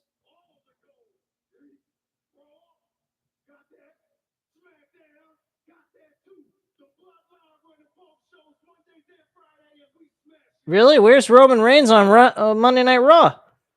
I don't ever see him. Barely ever there. He's always on SmackDown because Fox wants him. And Vince does what Fox tells him to do.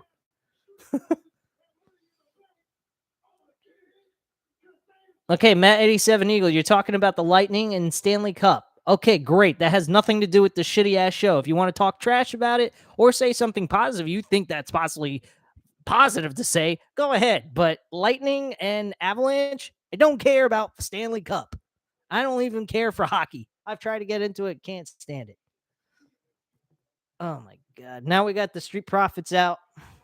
They're doing their little shtick before they cut a promo that'll probably be the same repetitive crap that we see on a weekly basis. Going, yeah. Or some shit. I don't know. The Usos.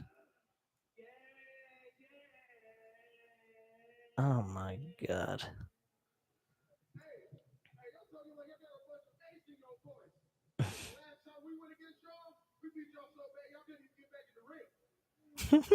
Now they're going to lose for the titles. This is fucking riot, man. Really a downright riot, man.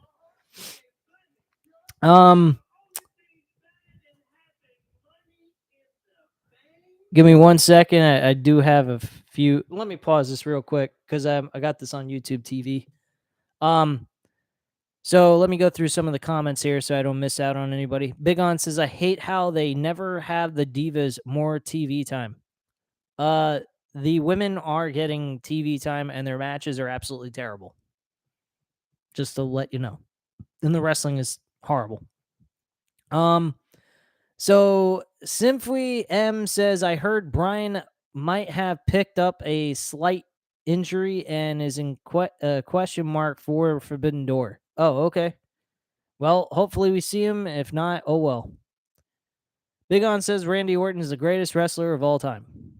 If that's your opinion, by all means, go for it. But I don't think he's the greatest of all time. He's one of the best. I will admit that. But greatest of all time? No. Matt87 Eagle says this is positive. Unlike the show, Vince wrote up 30 minutes before going live.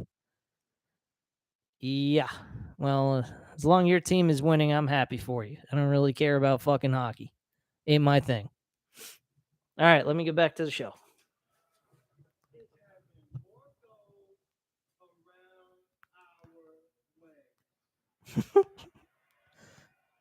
Don't worry. You don't have to worry about facing them twice for both championships. You just face them once for both titles.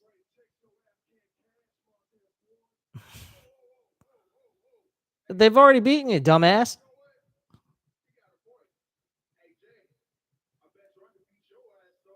Oh, here we go. Singles match. Singles match between the two tag teams.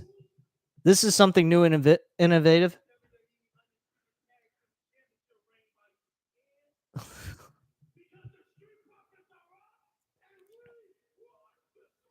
You know, Matt Riddle ought to join the Street Profits. They'd fit perfect together. Keep talking about smoking, and they keep making innuendos about Matt Riddle being a pot smoker. Why don't they just put those three together and have a six trios team? And since WWE loves to introduce new championships that mean nothing, why don't they make their own trios titles? Shit. Give me a fucking break, man. All right. Big On says, I like Randy Orton's moveset too. Yeah, I have to agree. His moveset is very good. Big On also says he the only one that does the backbreaker. Laugh out loud. Yeah, he does. He's about the only one that does that form of a backbreaker. Symphony M says, does anyone know what happened to Ted DiBiase Jr.? Yeah, he's done with wrestling. I think he suffered a lot of concussions and he had to retire from wrestling completely. I think he does backstage type stuff somewhere in some promotion, but I'm not sure. And that's it. This match is nothing important. You got the Usos. I think that's Jay Uso going up against Angelo Dawkins. And I'm certain because of the loss, they're going to give Jay Uso the win. They're in a commercial break because there was action taking place on the outside of the ring. God. Big On says, when Seth Rollins turned on the Shield, they all came out with separate music. Not Roman Reigns. He still kept the Shield music. So he's the only one that didn't change his music, which is another reason I think a lot of people were pissed off about Roman Reigns and what Vince was trying to do with that. But whatever. Symphony M says Montez Ford needs a middle card run. No, he doesn't need to be a singles wrestler. Angelo Dawkins would get lost in the shuffle and he would be nowhere to be found. And another talent would be useless to the WWE program. So I wouldn't recommend them doing that unless they have Angelo Dawkins in a positive way where he can be utilized correctly as a singles wrestler as well.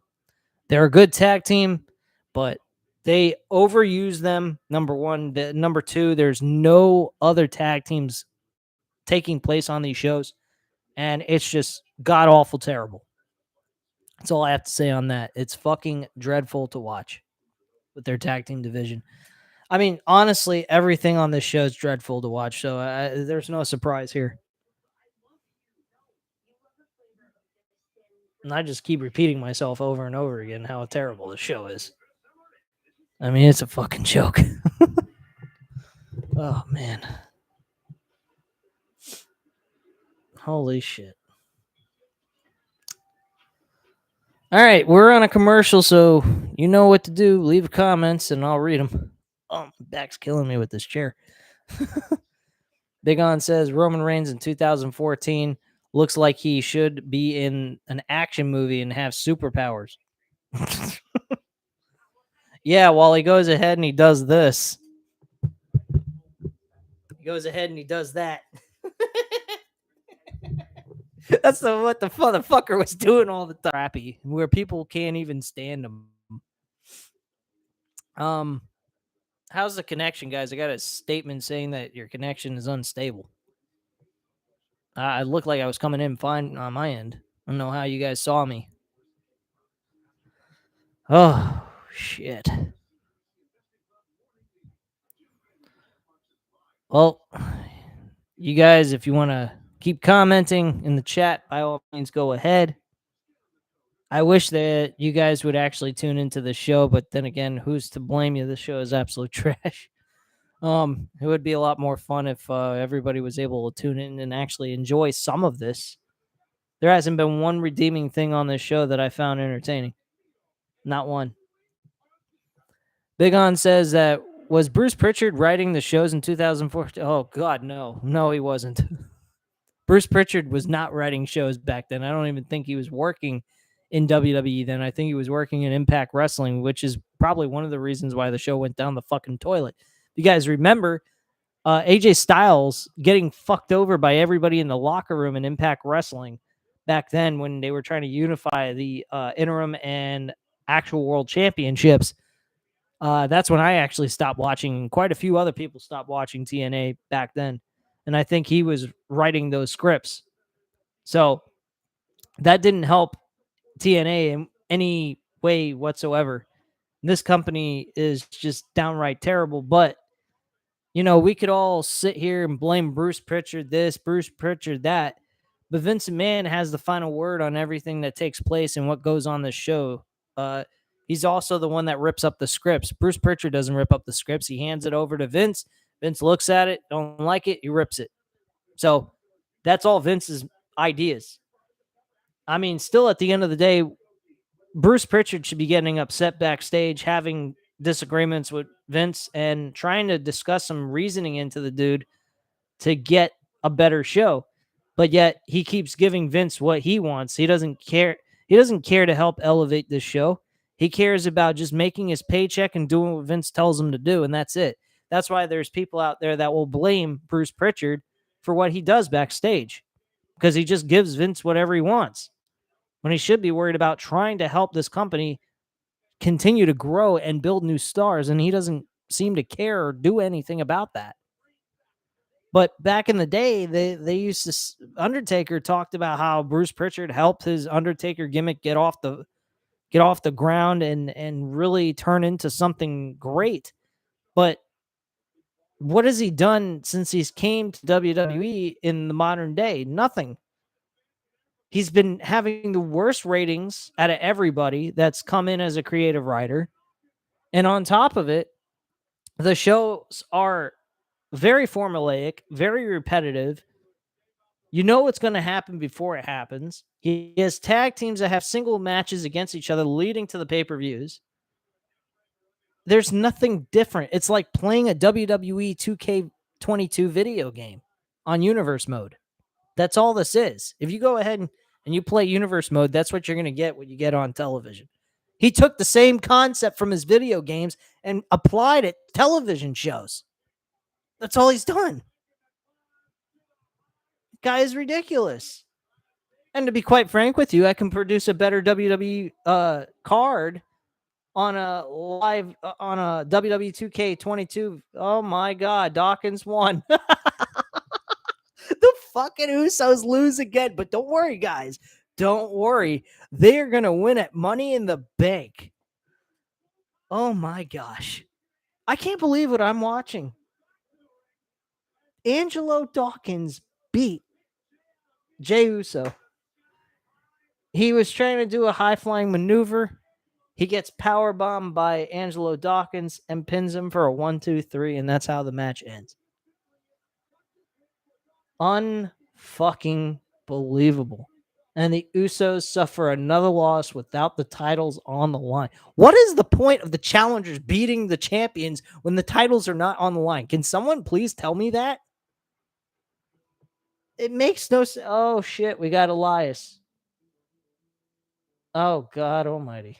They're trying to do this is pre-recorded bullshit. They're doing Mick Foley type shit. Oh, my goodness.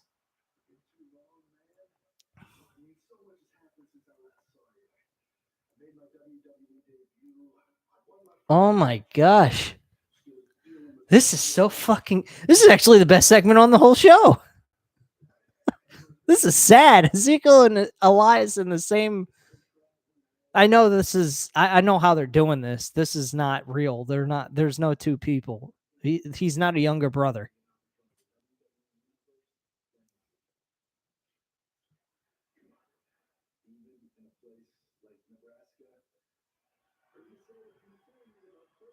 Doesn't Ezekiel look like fucking Ultimate Warrior with the fucking tassels on the biceps? I swear, man, that's what I've been saying the whole time I've seen him. It's ridiculous. Big On says, I think that WWE needs to do a whole restart of their shows to better like shut down for a month. How about just disappearing permanently?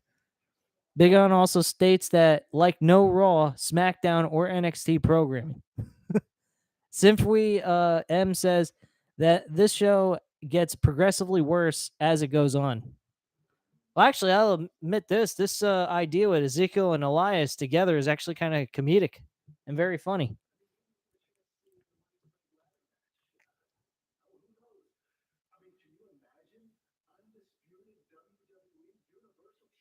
No, I can't imagine you being the undisputed world champion, dude. That would be terrible. Daniel says the whole Elias Ezekiel reminds me of the whole Abyss and Joseph Park story back in TNA. Well, actually, they didn't make Joseph Park and Abyss appear at the same time on television in front of everybody. They just kind of had them separate, show up at separate times on the show. So that's how they did it. This, they're having them simultaneously in the same room, but they got this like split up, and they're probably got Elias wearing some kind of beard wig or some shit that he's wearing on his face. But Elias is not, there's no twin brother. And if there is, this is the probably the best storyline I've seen on WWE. Keeping this all hushed down that there's actually a twin brother for real. And now Elias is on concert up next. Holy fuck. This is actually entertaining. I can't believe I find something positive on this show. Holy shit. Big On says Brock Lesnar in 2014 is better than he is now. All right. Well, I mean, he was definitely a monster. Here, he's not no monster. He's just some fucking douchebag who gets rematches for world championships against Roman Reigns because they got nobody else to face Roman Reigns for the title. Premium live event. There's nothing premium or live about it. It's dead as fuck.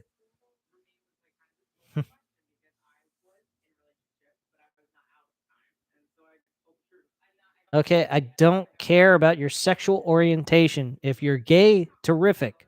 Be gay, be happy. You don't have to hype yourself up about being gay. It's okay.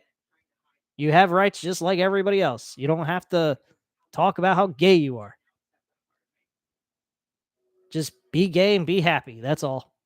I mean, it's not like straight people go on television and say, "Hey, I'm straight, everybody. You know, I'm straight. It's great to be straight." Like, come on, man. I'm not gay. I'm straight. I don't need to see that on my television. It wouldn't be fair for me to go on television saying, "Hey, I'm straight, guys," when there's people out in the world that are gay. They don't care if I'm straight. Just like I shouldn't care if they're gay. Shouldn't be a big deal about what sexual orientation you are. I mean, I don't understand this world anymore, man. Okay, you're gay. Great. Be gay and be happy. That's all. You don't have to advertise it. Jeez. Daniel says, I remember there was a funny scene in Botchamania that had Woody's Roundup playing in the background for Cowboy Brock. Really? I haven't watched this show in a while. Oh, man. I may need to take a small break. I'm going to stay live, but I may need to get something to drink because I'm getting dehydrated here talking so much and having nothing to drink. I've been going for like an hour and 36 minutes. We're almost 2 hours in, folks. 2 hours in. I can't believe I made it all the way through this. 2 hours in. I'm almost all the way through this shit. This is mind-boggling.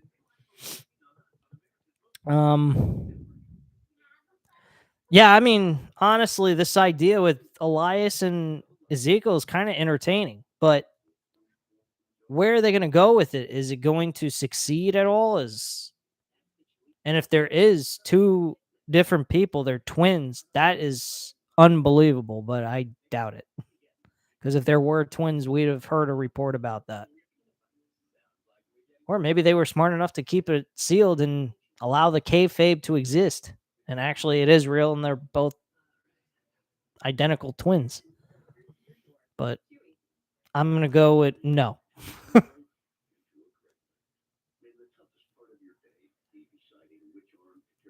Oh, man. These commercials suck. Hold on. Let me see if I could. Yeah, I got a little bit of time I can skip through. Okay, Elias with his promo. Here we go. Oh, brother.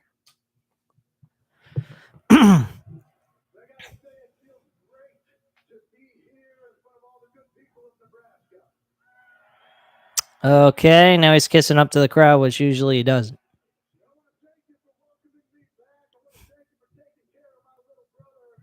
Oh, God.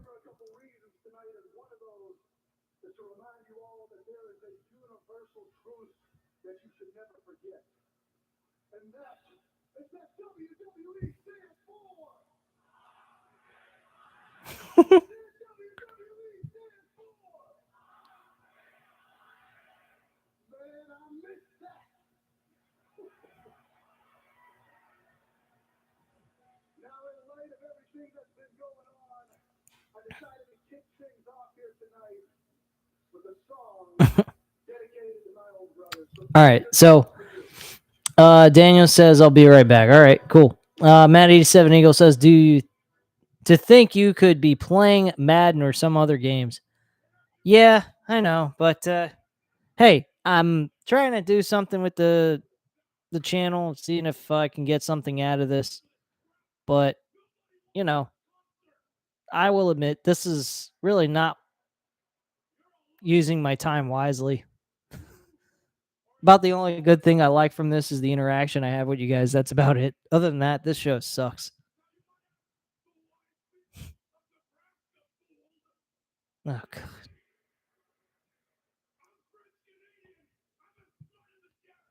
They're making Kevin Owens do this fucking storyline way too long.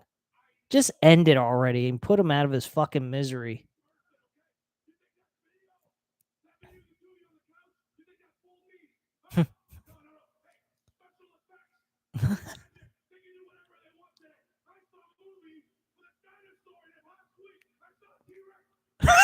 He's talking about Jurassic World Dominion.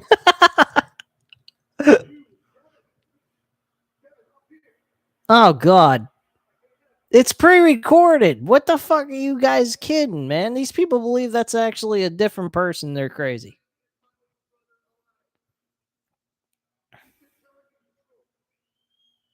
So why don't you appear out on the stage at the same time your brother's in the fucking audience? Or in the ring? Uh-huh.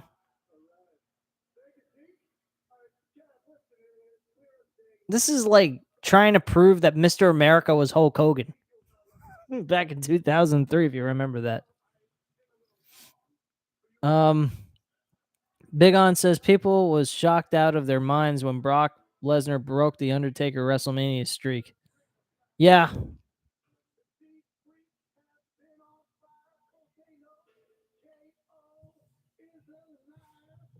Oh, God, this is pathetic. Now this is getting bad. This is the worst fucking concert promo he's ever done. Thank you, God. Shut him the fuck up. Oh, you just need him in the face. Oh, now Elias has got the fucking guitar. He's gonna pretend he's Jeff Jarrett. Time to swing that bitch and hit him over the head. No, he hits him over the back instead. What a bunch of pussies. Can't hit him in the head. All worried about concussions.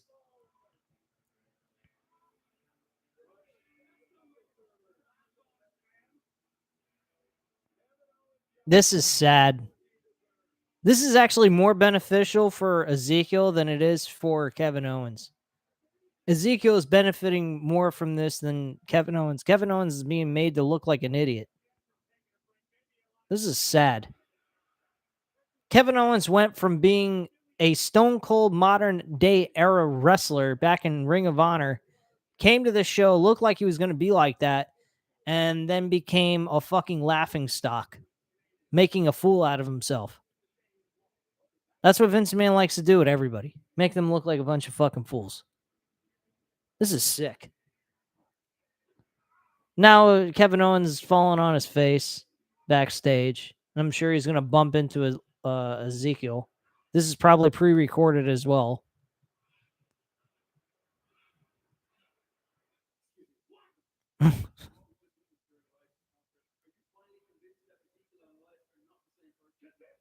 They're not. They are not. They are the same person. What are you fucking talking about?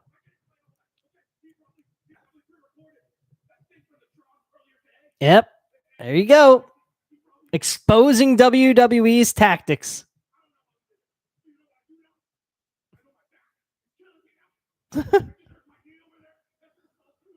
That's his fault too.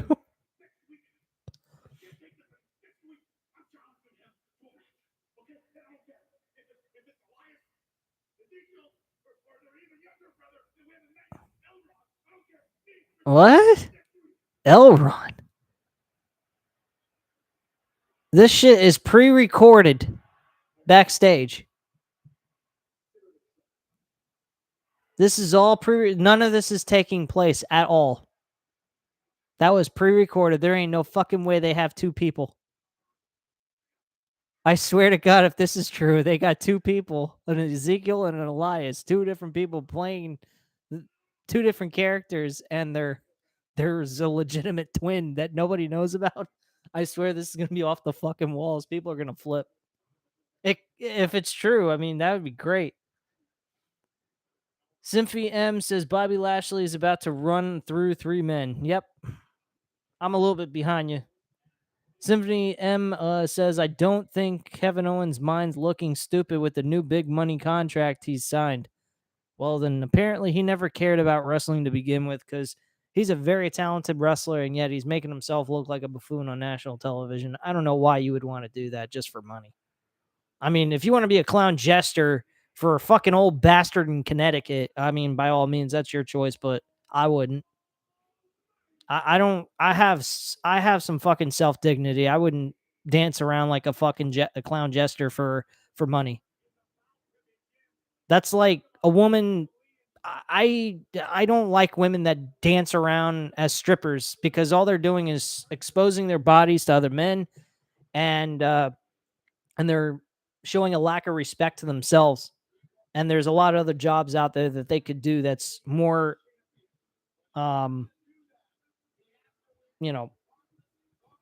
it's better for them, and it's not making them look like sluts or anything.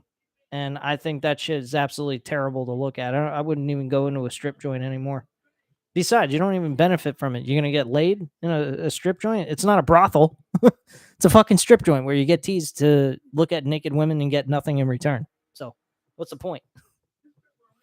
I've never gone to a strip joint my whole life, so it don't matter to me. All right. And they just advertised John Cena again. Oh my goodness. They got Otis and Chad Gable as the first two opponents. Holy shit. Chad Gable and Otis are going to suffer losses here. They're a tag team. Why are they competing against a singles wrestler when they're both a tag team? Oh my gosh.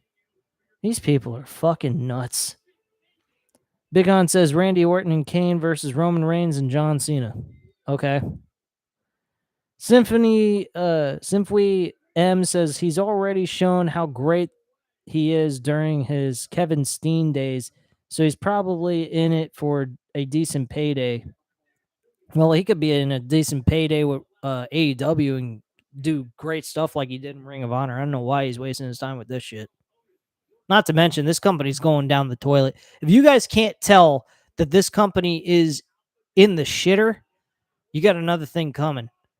Because all this money that's being dished out for those women, the poor production that he's doing with these shows all look the same. The ring ropes are the same. The crowds are darkened out, which means there's a strong possibility that there's very few people that showed up to the show. I heard 2 weeks ago there was only 3,200 people that showed up in an arena that could fill up 15,000 people. That's insane. When have you guys ever heard of a Raw show having only 3,200 people at an event? I've never heard of that before in my life. That to me is a first. And they've done some pretty shitty fucking shows in the past, but damn, man, that's pretty bad. They had to cancel Money in the Bank for them to go to a more intimate arena like MGM Grand Garden Arena, which explains one thing: they couldn't get enough people to buy the fucking tickets. So, who cares? Chad Gable's goofing off, going sheesh, which I find funny, but still, in the middle of a match with a guy like Bobby Lashley, you don't want to goof off. This is something you got to take seriously, and he's not taking it seriously, which is a good reason for him to lose, I think, based on fucking wrestling strategy and, psychology. But yeah, Chad Gable's being beaten up. He fell on the outside of the ring, and now it's time to go to a commercial break. At least not. Well, they haven't done it yet. Okay, they're not going to a commercial break. Okay, well, this is new. Usually when they fall on the outside of the ring, they go to a commercial break. Oh, he's about to throw Chad Gable into the ring post. Oh, this is really fucking lame. Oh! He smashed his skull right up against the fucking post. You could literally hear the thud. Wow. Oh! He could have gotten a concussion. These people don't allow them to hit him with chairs in the skull, but they're going to let them hit their skulls into ring posts? The fuck's wrong with this guy? Oh my God, man.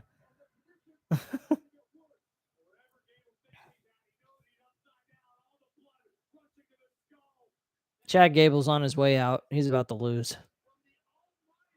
Probably after this loss with Chad Gable, will go to a commercial break and bring in the next victim. And there's a suplex finally, trying to pretend he's fucking Davey Boy Smith, the British Bulldog, with holding the superstar up in the air in a suplex until he drops him after a long period of holding him. And they're chanting Bobby Lashley.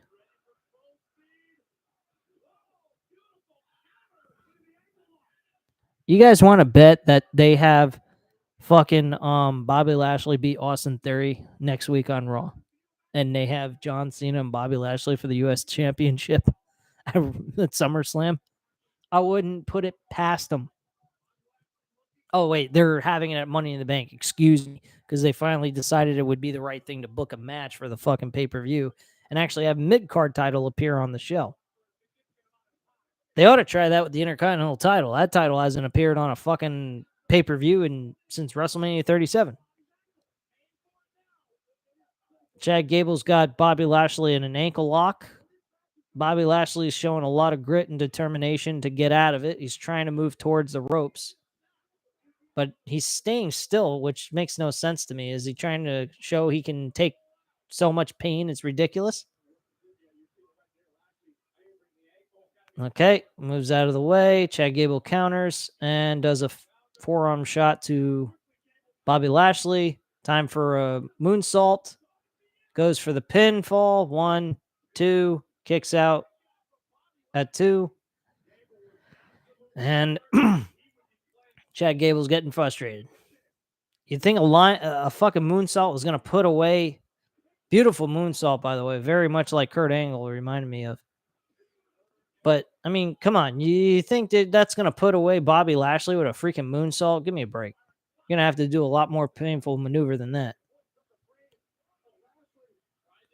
Up, double arm belly-to-belly suplex. And now he's trying to put him in the full Nelson. The Hurt Lock, whatever the hell they want to call it nowadays. Back in the Hurt Lock, he's got him. And Chad Gable chaps out instantly without even trying to even get out of the hold. Now Otis is in there attacking Bobby Lashley, and I'm assuming he's the next challenger to face Bobby Lashley to stop him from facing Austin Theory.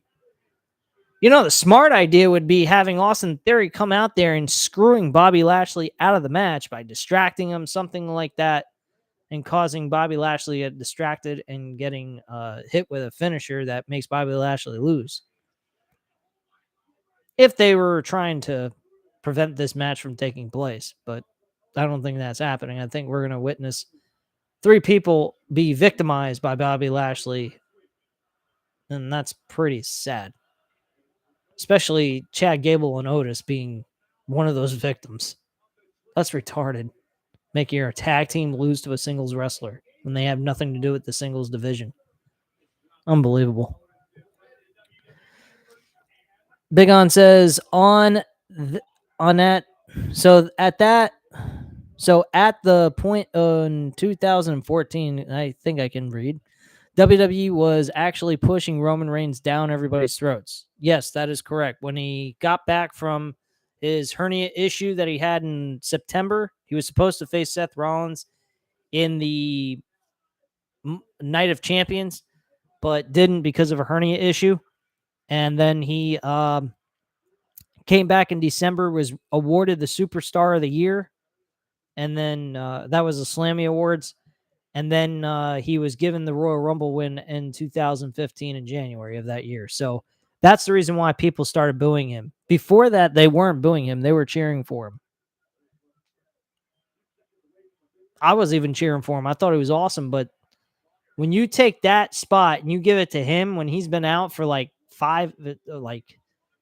several months and he didn't do nothing all that time, and you're just going to say he's the Superstar of the Year, you got to be kidding me.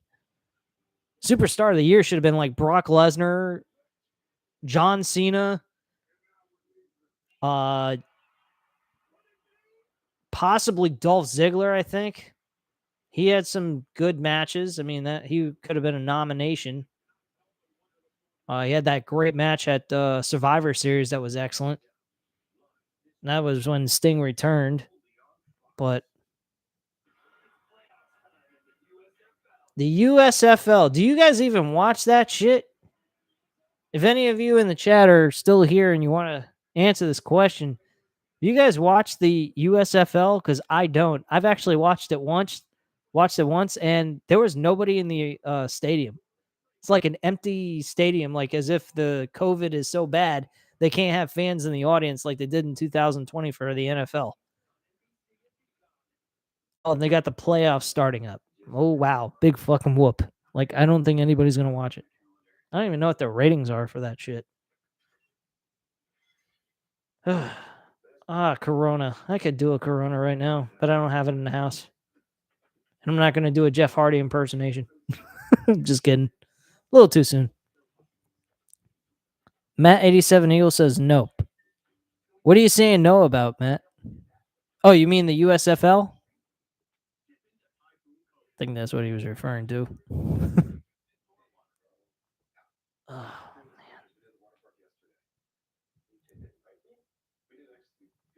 This is bland. I mean, I don't know how these hardcore WWE fans watch this shit, but I don't know if you should give them an award or check their IQ. I really don't. For the torture they put themselves through, It's really sad. I really wonder if they have any brains. That's why I said they ought to be checked for their IQ to see how many IQ brain cells they have in their fucking head.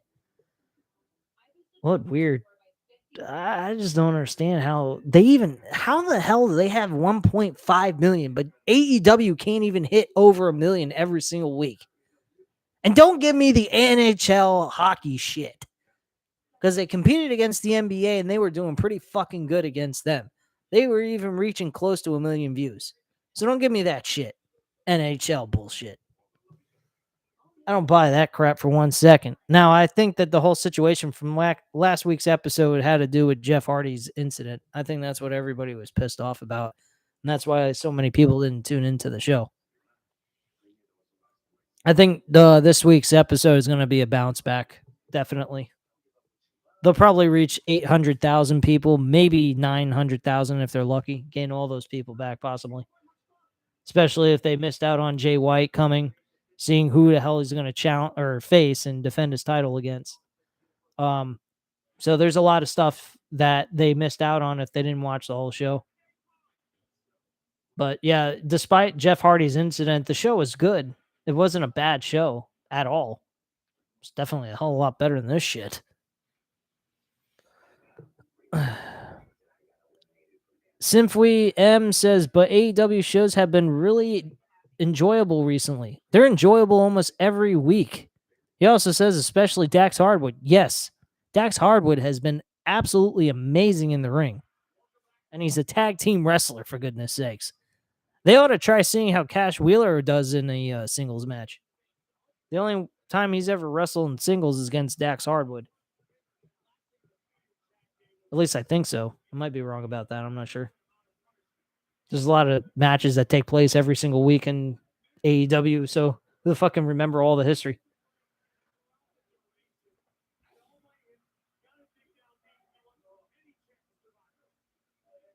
Now Otis is in the ring. He's trying to give Bobby Lashley a run for his money. And he's not doing too bad, but honestly, who cares? We all know that Otis is going to lose. And where's the third opponent he's supposed to face? He's only got Otis. And he already faced Chad Gable and beat him. So who's next? You'd think that they have the third opponent sitting out by ringside waiting for his chance to face Bobby Lashley if he gets past Otis. Yeah, that's usually what they do anyway. In this kind of situation, with a real gauntlet match, they'd have like 6 people competing and do it by elimination with pinfall or submission or by disqualification. Oh, gosh. There is nothing to the show. Why the fuck don't they just do something entertaining? This crowd is so fucking dead, it's pathetic. He just missed the Vader bomb. That's basically what he was doing anyway. I'll tell you one thing, Vader was mistreated in WWE. He got a face buster on Otis. Otis is stunned.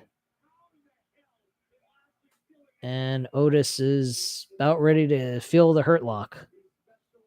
He should get the Dominator. That would be impressive on Otis. I think people would be really shocked by that. He can't even put the hurt lock on him. He's too big. He's getting it. At least he's trying to get it. Nope. Otis got out of it, got him in the corner, elbowed him several times on each side of the head. Now Bobby Lashley countered with a spear, Irish whip to the ropes, and then speared him after Otis. Oh, well, Chad Gable just got Otis disqualified. Good job, Chad. You just made Otis look like a fucking bitch. Good job. Way to go. Oh, folks, I don't know how much longer I can go. I've gone a little over 2 hours. Can I do it? 10:11. 10:11 p.m., folks. I don't know if I can do it.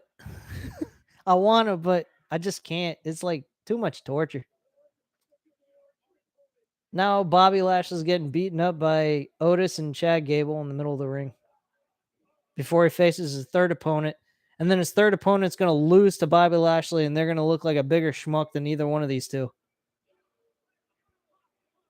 Who's this? What? Is Austin Theory the third opponent?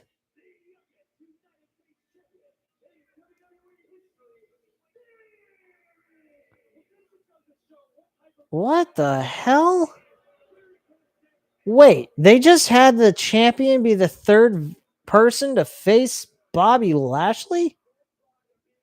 For Bobby Lashley to get granted a U.S. title against the champion he's already facing in this match? Where does any of this shit make any sense?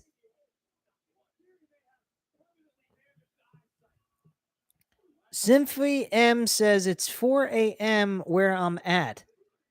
Dude, go to bed. You don't need to watch this terrible fucking show, man. Stop torturing yourself. Get some sleep.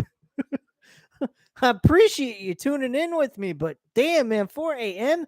That is way late for you to be watching this garbage show, man.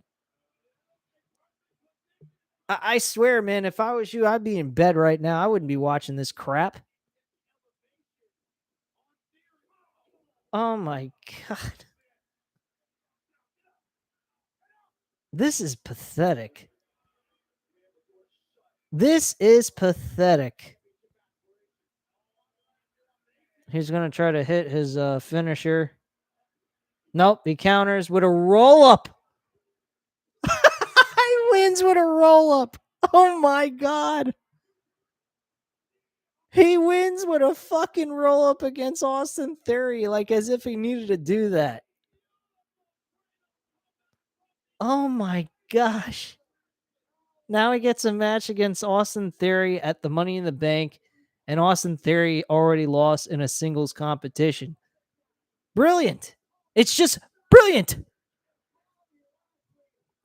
Matt 87 Eagle says, ha ha ha. Why the world of wrestling expects WWE to make sense. Matt, come on, man. I was expecting them to have a third victim. They chose the U.S. champion who's supposedly going to have to defend the title against the challenger at the pay-per-view. Why would they choose the champion as the third victim? This is retarded. I mean, I've heard of champions, championship contenders, but this is stupid. What the fuck did they make him lose? Find another doofus they could just job out to Bobby Lashley and be done with it. What the hell they need him to job out for? This is what they're doing in 2022, folks. This is how they are building new stars. They got Bobby Lashley beating the champion where he is in the midst of possibly facing John Cena at SummerSlam, and yet he loses in a non-title match after he had two other people beat the living shit out of him before Austin Theory got in the ring, and he was able to hold down Austin Theory in a roll-up pinfall. Where does any of this make any fucking sense, and how are they building Austin Theory up into a mega star? Vincent Mann likes Austin Theory. He sees him as the next John Cena. That's what I've heard reports of. This guy's the next John Cena. Did you ever see John Cena lose as a champion in a non-title match before? I don't think I've ever seen that before. Ever. And if they did, it was probably just some silly tag team matchup that was where this challenger and him being the champion going in a tag team match or some shit like that. But probably very rare that ever happened. This is stupid. Bianca Belair and Carmella are going at it for the women's championship at Money in the Bank instead of Rhea Ripley. Oh my God. Wow. Oh my gosh. 10-16 and it's still going. 10-16 and this show is still going.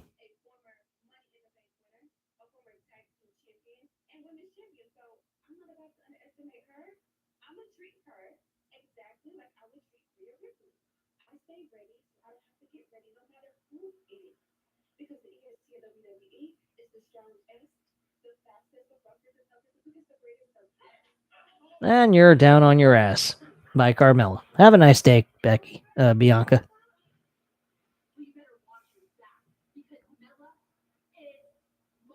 Oh, wow. Yeah, Mella is money. Mella is sex appeal. That's all Mella is. Symphony M says John Cena was headlining shows even when he had no title. Yep, that's very true.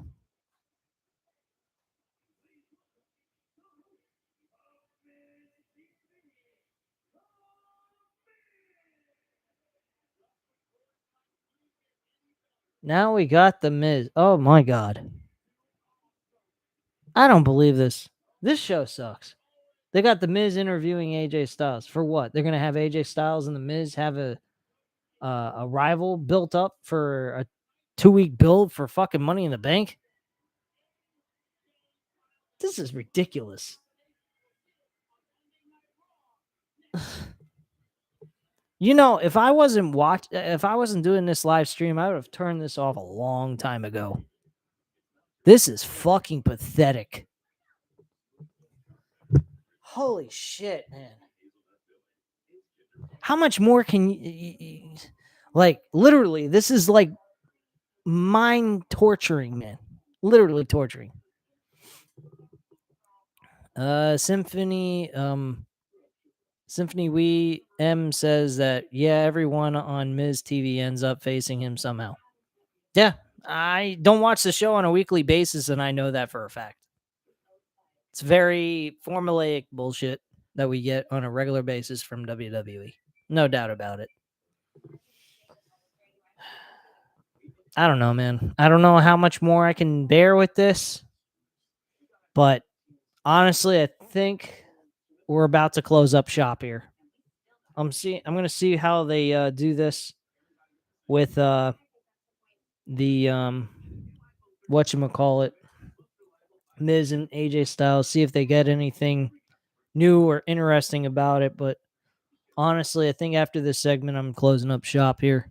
This is really, I don't know how the hell any of you guys could sit through this shit, but I don't know. I really don't, man.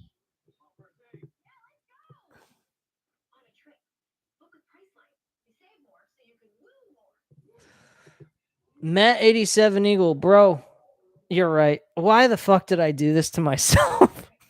I mean, I love interacting with you guys. No offense, man. You guys have been great. Symphony Wee M. I gotta say, man, I give you a lot of credit. I don't know why you're up at 4:00 in the morning watching this garbage show when you could be getting some good night's sleep.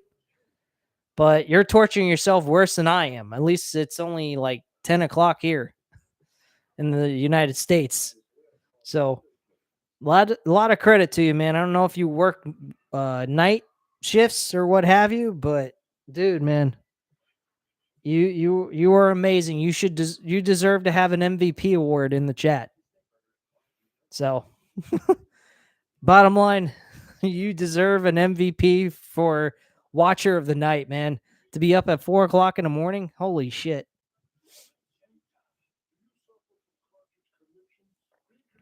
I do not understand why you're torturing yourself, man. I really don't. This is not fair to you. You're not being fair to yourself. You're torturing yourself, dude. I appreciate the view. But by all means, if you have any intention of going to sleep, I don't blame you. I would not be mad right now if you told me I'm leaving, I'm going to sleep. Because this is not worth staying up at 4:00 in the morning to watch. Hell, this is not even if you DVR'd it and went back and watched it. I mean, this is utterly, this is bland. There's nothing to the show, man. Daniel says, "Hey, World of Wrestling Slammy Awards show would be much better than any WWE show."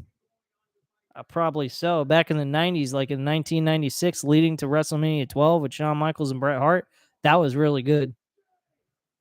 They even brought in storyline telling in a press conference to hype up that match. They didn't even do it just on television.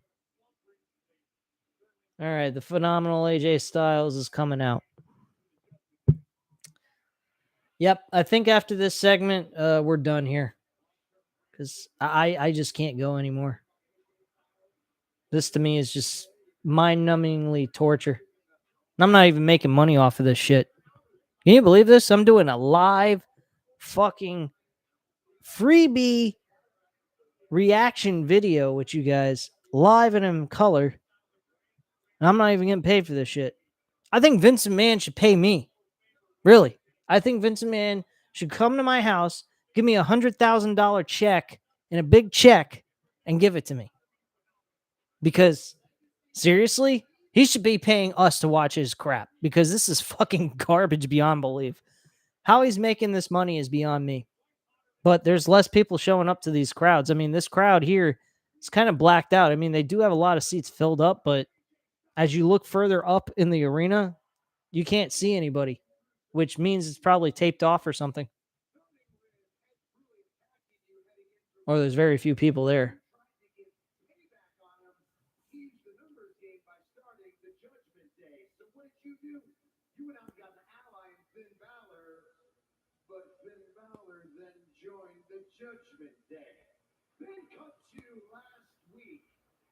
You wanted to punish Seth freaking Rollins so bad for what he did to Cody Rhodes that it cost you the Money in the Bank ladder match. And to top it off, earlier tonight, your former tag team partner, 7'3", 403-pound giant. Symphony M says this is a build up to the money. You mean Money in the Bank?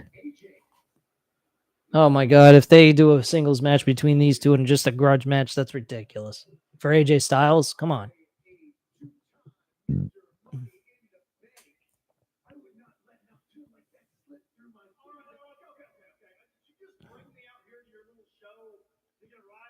What, you never watched the Miz TV segment before? What the hell are you talking about, AJ? That's what he does with everybody.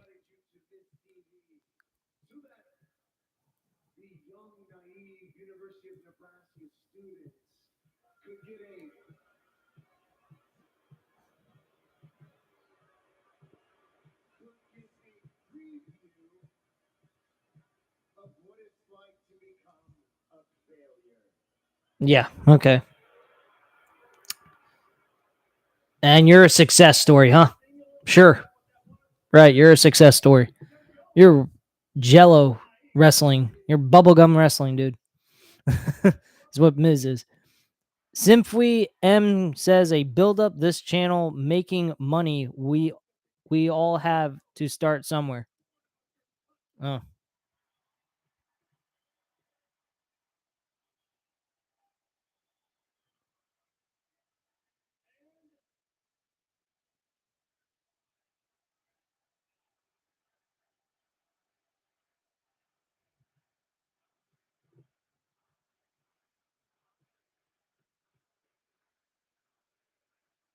What are they saying?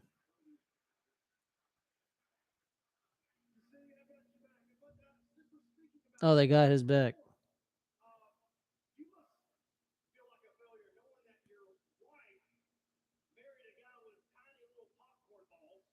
Oh God, they're gonna go and reference about his testicles? Really? Oh, making fun of his raising testicles. This is ridiculous. Apparently it is. And Vince has a thing about your ball sack.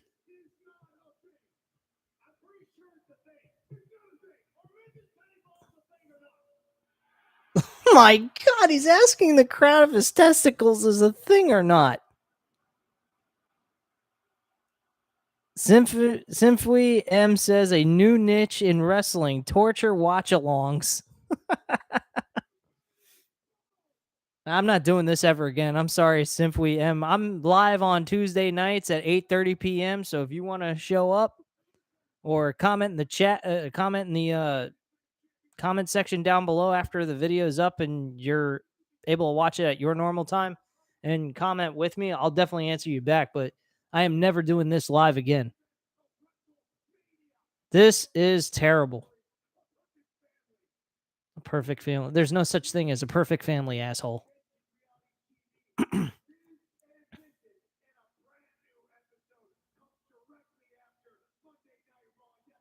Oh my God, he had to plug that shit in. Ms. and Mrs. He had to plug in.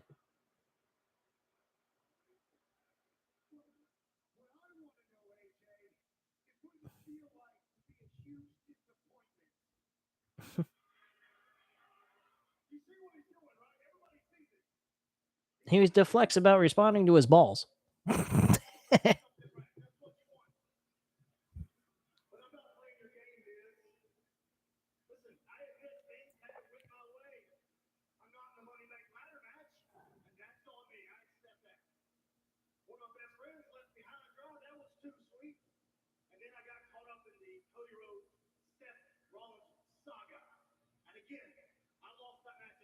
And don't worry, you're going to lose to The Miz tonight.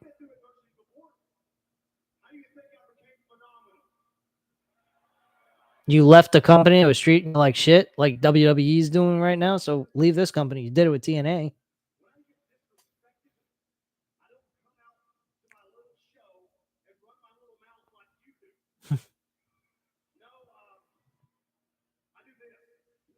Yeah, like that. That was nice. Now here we go. It's time for a match. Oh, who was that? Oh, Tommaso Ciampa with another jobber experience. Now it's time for him to job out to AJ Styles. Tommaso Ciampa's getting the perfect treatment in WWE, isn't he?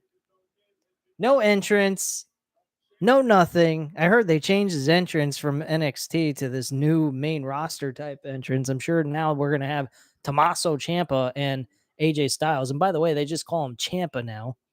Oh, God.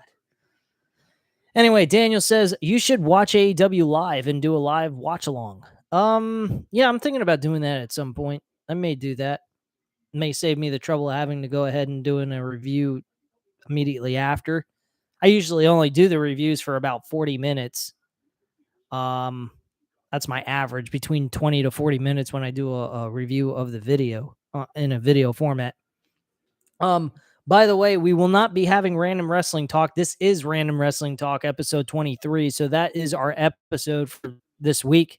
So we won't be doing anything Random Wrestling Talk tomorrow, since this is the episode. Like we normally do. I will be uploading, though, a review about the Slammiversary pay-per-view that took place on Sunday. I did watch it live Sunday. I was tired and I just wanted to go to sleep. And since we were doing this, I didn't want to mix these two shows, the Impact Wrestling and WWE shit show known as Raw, together in one video. I'd like to have them separate because Impact Wrestling deserves a better its own platform for everyone to tune in and watch. To be combined with Raw is just like a complete insult to Impact Wrestling, and they don't have but maybe 200 people per show. Boo Boo Bear says, "Hey, who's your favorite wrestler, dude?" My favorite wrestler currently right now, I'd have to say, wow, that's a hard one. I have quite a few wrestlers I enjoy watching, but wrestler I enjoy the most watching, ugh, you got me in a tough predicament. I don't know. I got a lot of wrestlers I enjoy watching. I'm gonna have to say Adam Cole, baby. I enjoy his shit, but I also like Kenny Omega. He hasn't been doing much. The Young Bucks are great. Jurassic Express are another great talented wrestler. Group. Christian Cage did an awesome segment with What's Your Face. Boo Boo Bear says Brock Lesnar. He says he has a few wrestlers he enjoys. It's Brock Lesnar, Randy Orton, Jeff Hardy, Hulk Hogan, Cena are my favorites. Adam Cole, he says, is cool. Yeah, I like those guys you listed off, but the current day wrestlers those are the kind of guys I like. Brock Lesnar, Randy Orton, Jeff Hardy. Those are guys from the old school days. I mean, in their prime. When I thought you were saying favorite wrestlers, I was thinking of like people that are currently wrestling on a regular basis. Brock Lesnar is a part-time wrestler. I don't even count him. Randy Orton, yeah, he's good, but he's not the same Randy Orton I enjoyed watching back in the day. Simply M says, do you follow GCW? I don't. I would have to pay for every single event that they have, and I don't have that kind of cash to follow every single week. Sometimes their pay-per-views are like $19.99. I'm not going to pay for that because I don't know how their shows are going to go. And I've watched a few of them, and they've kind of sucked. I wasn't a huge fan. I'm not a huge fan of theirs.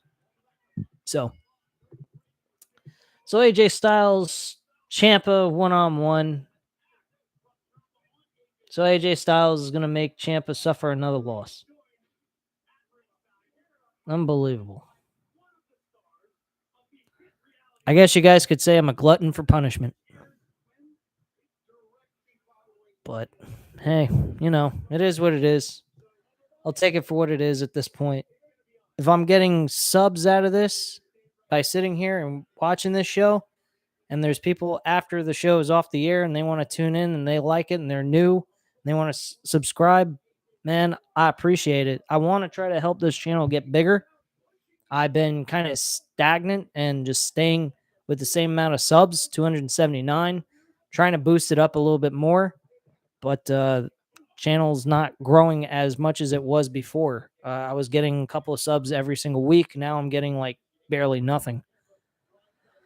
Boo Boo Bear says, dude, what you think about this Ezekiel storyline? You like it, or is it kind of dumb?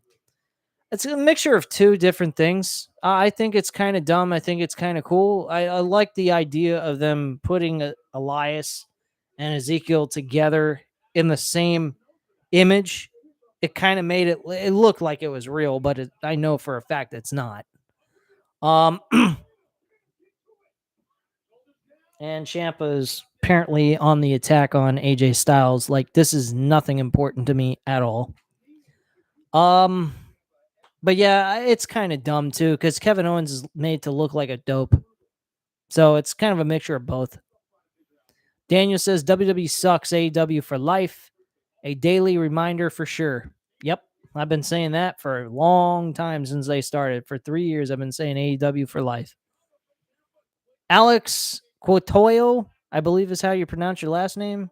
Quatoyo.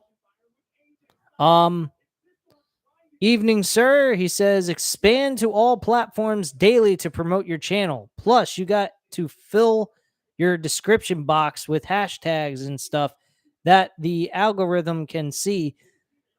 That it's a worthy YouTube channel. Okay. I'll definitely keep that in mind for next time. I'll put some hashtags in for people to tune in. I didn't know if that was a make it or break it type of situation for someone to get enough viewership. But yeah, if that is some way of helping out the channel, I'll definitely take the advice and see how that works.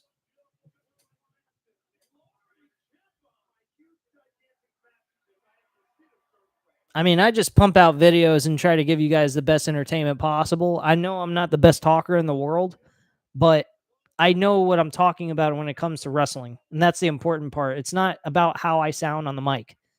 I try to be entertaining. Sometimes I'm not, because I do work a full-time job. I usually work 8 to 9 hours a day.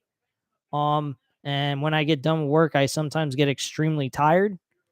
So I'm not always energetic when I do these reviews, and I apologize about that. And I do inform you guys of that beforehand. It sounds like KO Keto. Keto. Okay. I don't know what that means.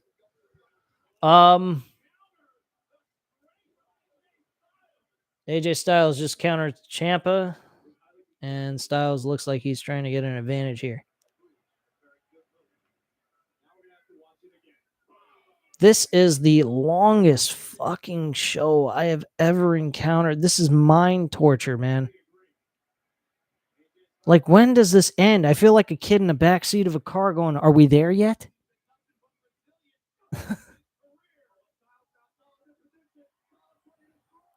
Alex Quatoyo says that I just streamed this on my Twitch for 2 hours and I gave up. I watch AEW live, but I can't watch this. Yeah, I don't blame you, man. I don't. Tommaso Ciampa just lost again. Let me rewind it just to see what happened, how he lost.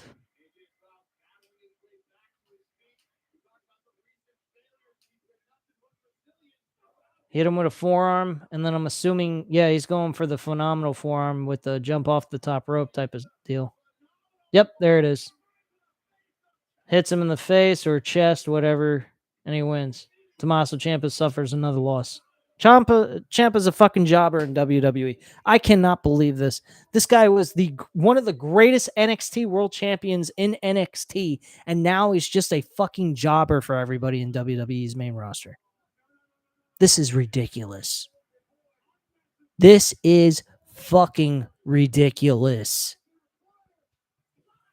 Styles clash on Miz after Miz tried to come in and beat him up from behind.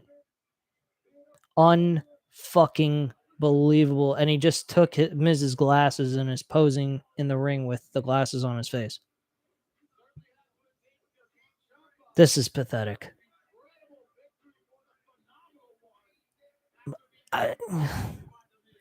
Can someone please tell me why Ciampa has to suffer a loss to every fucking person he faces every single week? Because I do watch other people's reviews on these shows, because I can't sit through these fucking shows. I can't believe I'm actually sitting through this entire show, practically almost. But you're going to tell me that Tommaso Ciampa needs to suffer another loss. He can't face somebody else that's a lower end performer where he can get a win under his belt.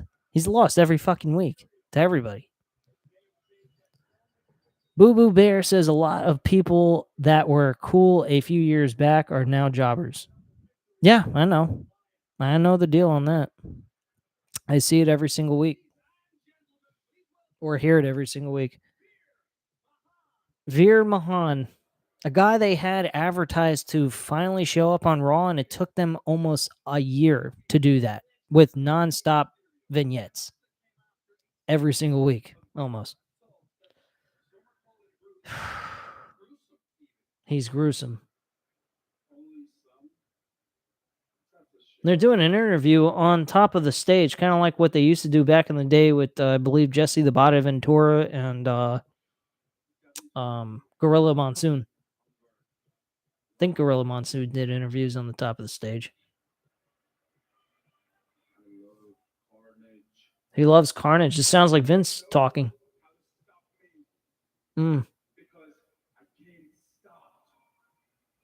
I can't stop.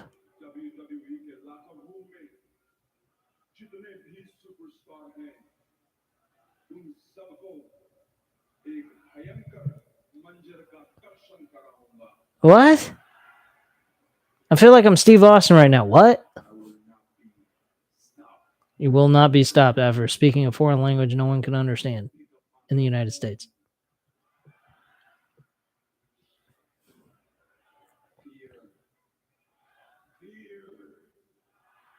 Fear Veer? That's very catchy catchphrase there. Do you like Veer? Boo Boo Bear says. Fuck no. What are you kidding me? This guy sucks. Matt87 Eagle says he's the last Triple H guy that's why. He's losing all the time. For Tommaso Ciampa is what he's referring to.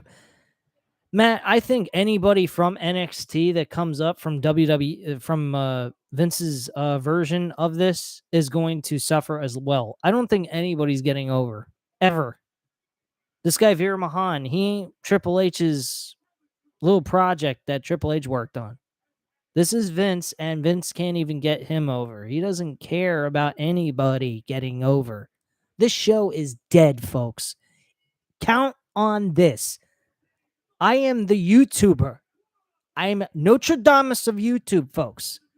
This motherfucker is going out of business in 2023.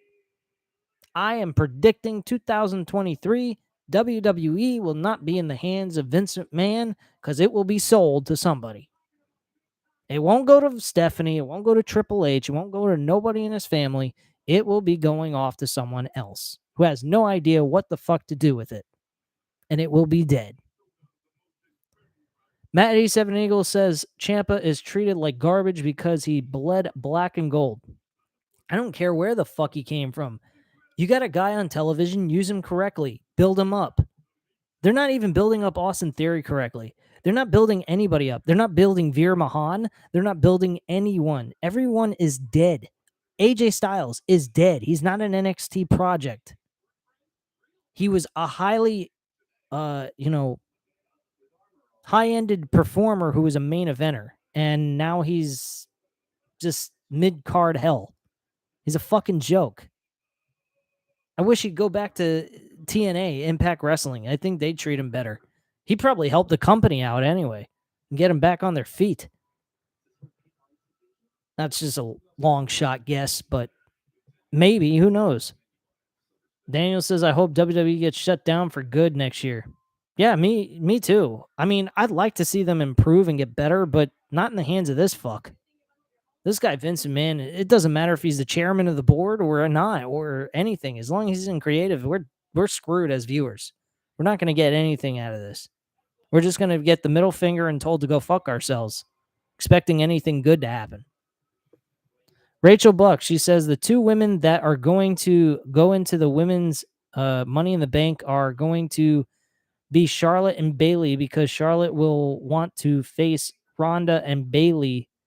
Ronda and Bayley just postponed a picture a week ago. A week ago of Boots. Okay, that's great. So Charlotte's going to get Bayley or something. I don't know. Honestly, who cares, man? I mean, Charlotte Flair sucks. The last time she was good is in 2016. And that's the last time I can ever really say she was remotely good. Other than that, she's been shit. And even then, she was a little bit, forced down everybody's throat. So let's get real with ourselves.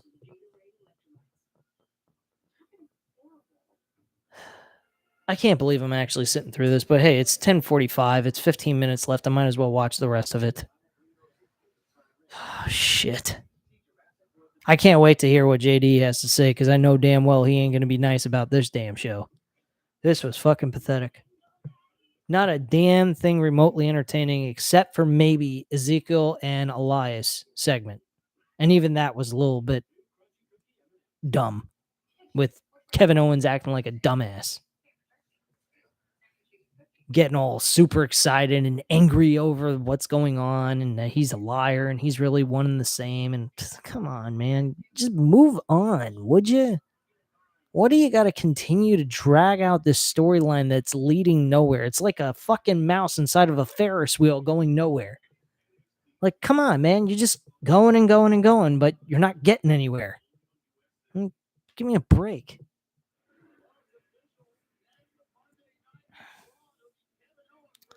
So Kevin Owens is facing Elias, Ezekiel, or Elrod, which is another person that's being introduced as the same person as these two other characters. They're doing a Mick Foley reenactment here. I cannot believe what I'm hearing. They got Elias doing Mick Foley from back in the day with Mankind, Cactus Jack, and Dude Love. That's what this is. I cannot believe this guy is that fucking lame. He's that fucking creatively bankrupt. He's that creatively bankrupt. Oh my God. I just can't believe this nonsense. Matt 87 Eagles says, show me a guy who thinks Charlotte can do a moonsault and I'll show you a damn liar. Well, apparently you must know Kevin Owens because he claims that Elias and Ezekiel are liars because they're one and the same, which we all know that's the case anyhow. Rachel Buck says Bianca Belair and Bayley will be the champion of Monday Night Raw. How will Bianca Belair and Bayley be the champion of Monday Night Raw? I don't understand that. Daniel says Charlotte is the most annoying and overrated wrestler since Hulk Hogan in the 80s and 90s. Well, I'm not going to put Charlotte Flair in the same realm as Hulk Hogan. Hulk Hogan deserves much more respect than that. Come on. I mean, Hogan has done some amazing things for the wrestling business. No, he's not the greatest wrestler in the world, but he was one of the best sports entertainer walking on the planet. And he entertained a ton of fucking people, and there's a lot of people that love Hulk Hogan. I guarantee if Hulk Hogan appeared in that audience tonight, that crowd would explode compared to everyone they've cheered for tonight. Guarantee you. And he can't even wrestle anymore. So that goes to show you one thing. Hogan's an over guy with the audience in pro wrestling. I guarantee if he showed up in fucking AEW, the fans would cheer for him there. So, Daniel, I do apologize. I understand where you're coming from. Hogan did really show his true colors in WCW. He was champion way too many times and for far too long. So I will agree with you on that. He was champion way too long. Overstayed his welcome as champion in WCW. I will admit that. But in WWE, he helped WWE come to levels they never thought they would be able to get to. I mean, Vince McMahon didn't even think WrestleMania would make it. He thought it was just a one and done deal. And it became a fucking yearly thing. So I'm not going to say Hogan is anywhere as annoying as Charlotte Flair. But yeah, I will agree. He was creatively like Charlotte Flair in that kind of sense. And if that's what you mean, then yeah, I agree with you on that.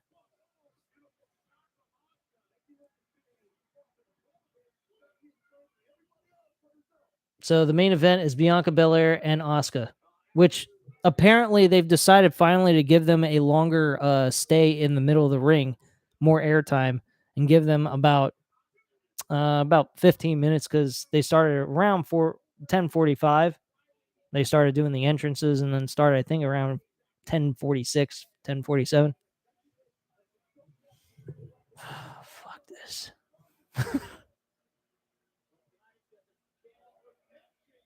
Asuka just went ahead and countered Becky Lynch while she was on the top rope, hit her with a slap across the face and stunned her. Now she's trying to do a suplex off the top.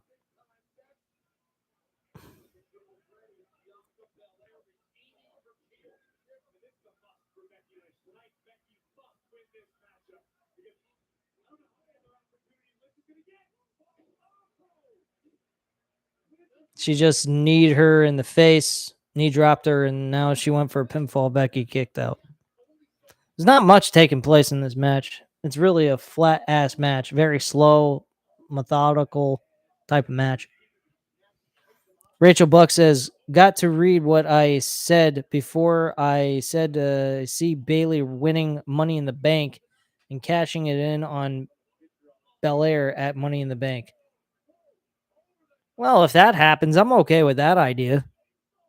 I mean, rather see something new, somebody new and fresh being the champion on this show than seeing another match between Becky Lynch and fucking Bianca Belair at SummerSlam. I mean, that would be ridiculous.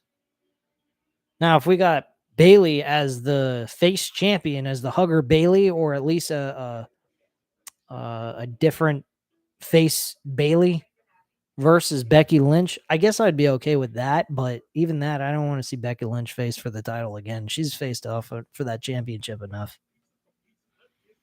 But man, this is just mind-numbingly torture. And honestly, I don't think anybody should care about this show. Folks, I think we should cancel Monday Night Raw. What do you guys think? Cancel culture. I can talk. Cancel culture should actually get involved in this shitty show and should say, hey, enough with torturing your audience and stop treating them like a bunch of idiots. Or you should be kicked off the air. That's what I think. I'm just talking out of my ass right now. I'm goofing off at you guys.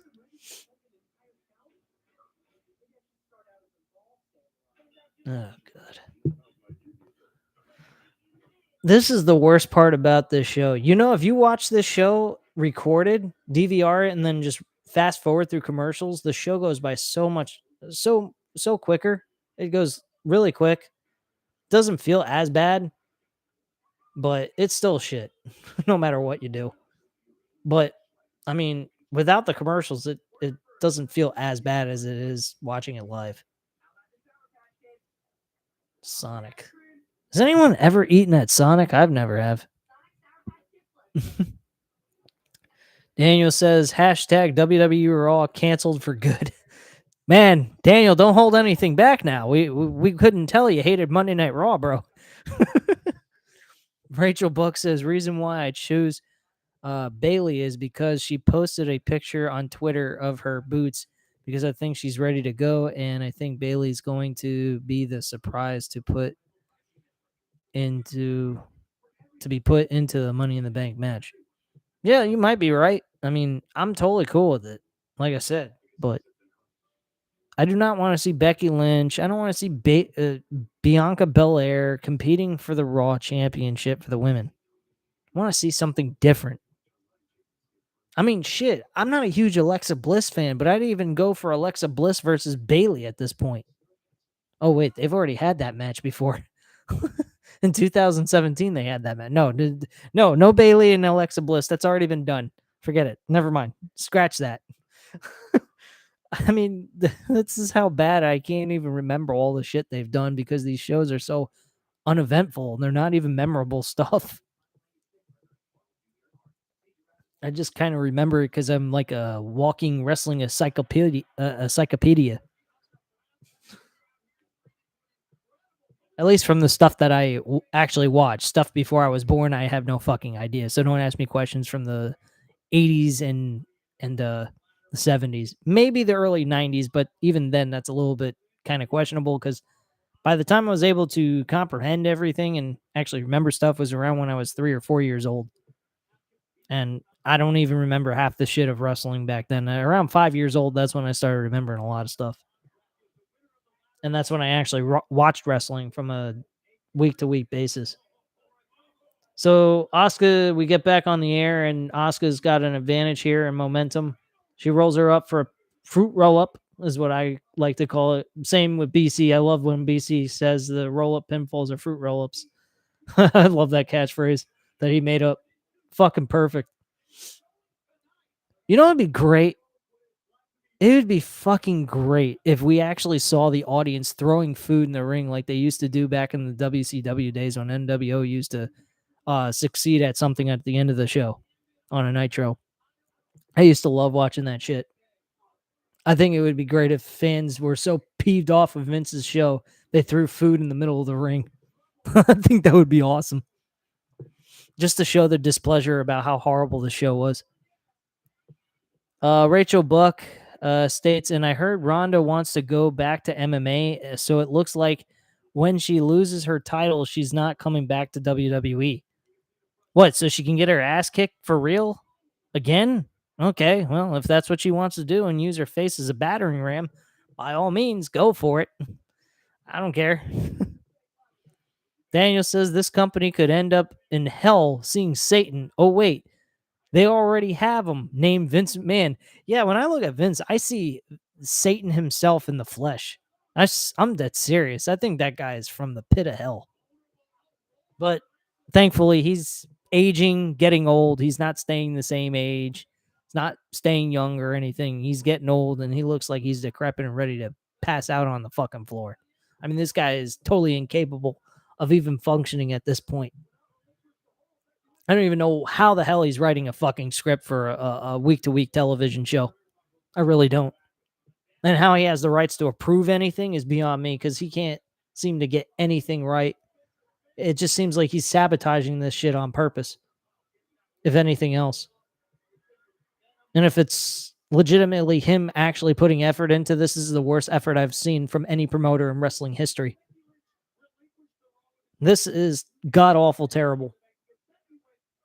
I don't even think WCW in its worst days produced this kind of crap. There's some stuff they've done back in those days. In the last few years, the last year and a half they had left, they still produced better shows than this. They had over 2 million viewers per week. I mean, come on. Rachel Buck also says, and the reason why you're seeing Alexa Bliss and Liv Morgan is because they're a tag team now, and their tag team name will be Liv and Bliss. Okay, wonderful. Asuka almost got a pinfall to move on to the Money in the Bank ladder match, but unfortunately, Becky Lynch kicked out. I wonder who's going to win this match. I'm very certain it's going to be Becky Lynch. And Symphy We M says, yeah, the current crop of female MMA stars seem like they could kick Ronda's head off. There's already someone that did that. Her name's Holly Holmes. She won the championship and then jobbed out. Well, she didn't job out. That ain't wrestling. But she lost in her first title defense against I think Amanda Nunes. I think it was. And Amanda Nunes faced Ronda Rousey and beat her in less than 5 minutes in the first round. It was pathetic. Ronda Rousey's got no chance in hell in UFC. The women in UFC have evolved and gotten better over the years since she's been gone. She is not going to be able to compete against those women.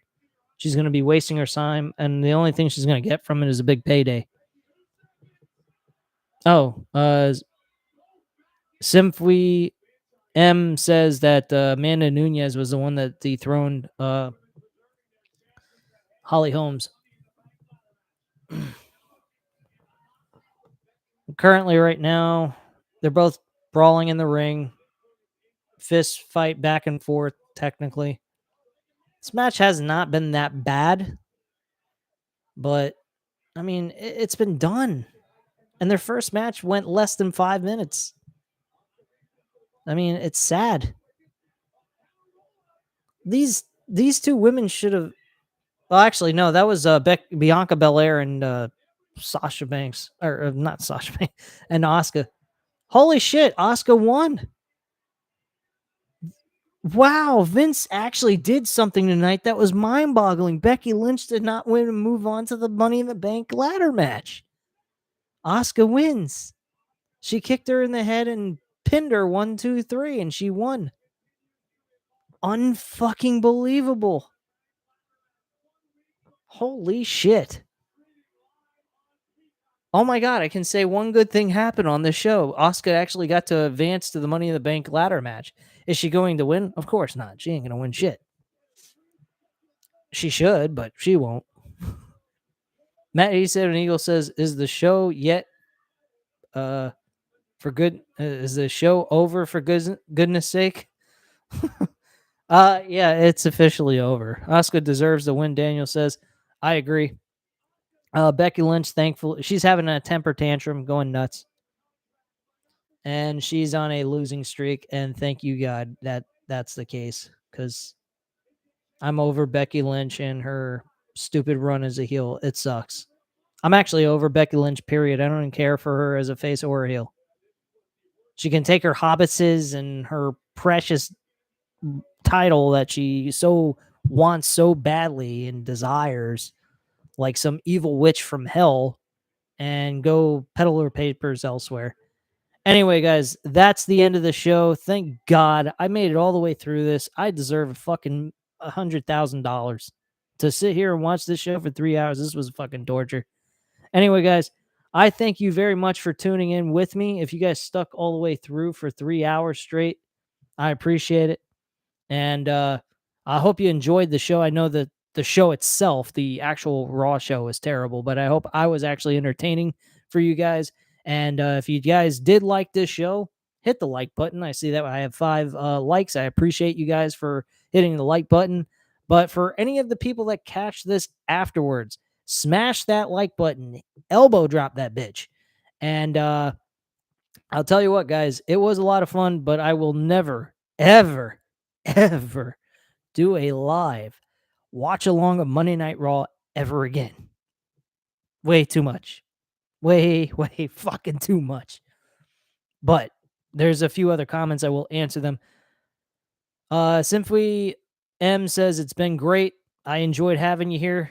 You are MVP of the night, bro. To sit here at, I'm assuming it's probably like 5 a.m. now at this point at your time. For you to do that, there you go, man. There's some respect right there for you, bro. You're the MVP of the entire chat to be sitting up this late watching this shit. And Matt87 Eagle says, don't worry, Becky will get in when they put all the losers in the last chance match. Oh, God, if they do that, I just give up. I've already given up. What am I talking about? Anyway, guys, I hope you enjoyed the video. If you did, hit the like button. Hit the subscribe button if you're not already subscribed to the channel, of course. And as always, leave a comment down below, and I'll definitely get back to you on that. And I thank you guys very much for watching. Have a great night, guys. Bye.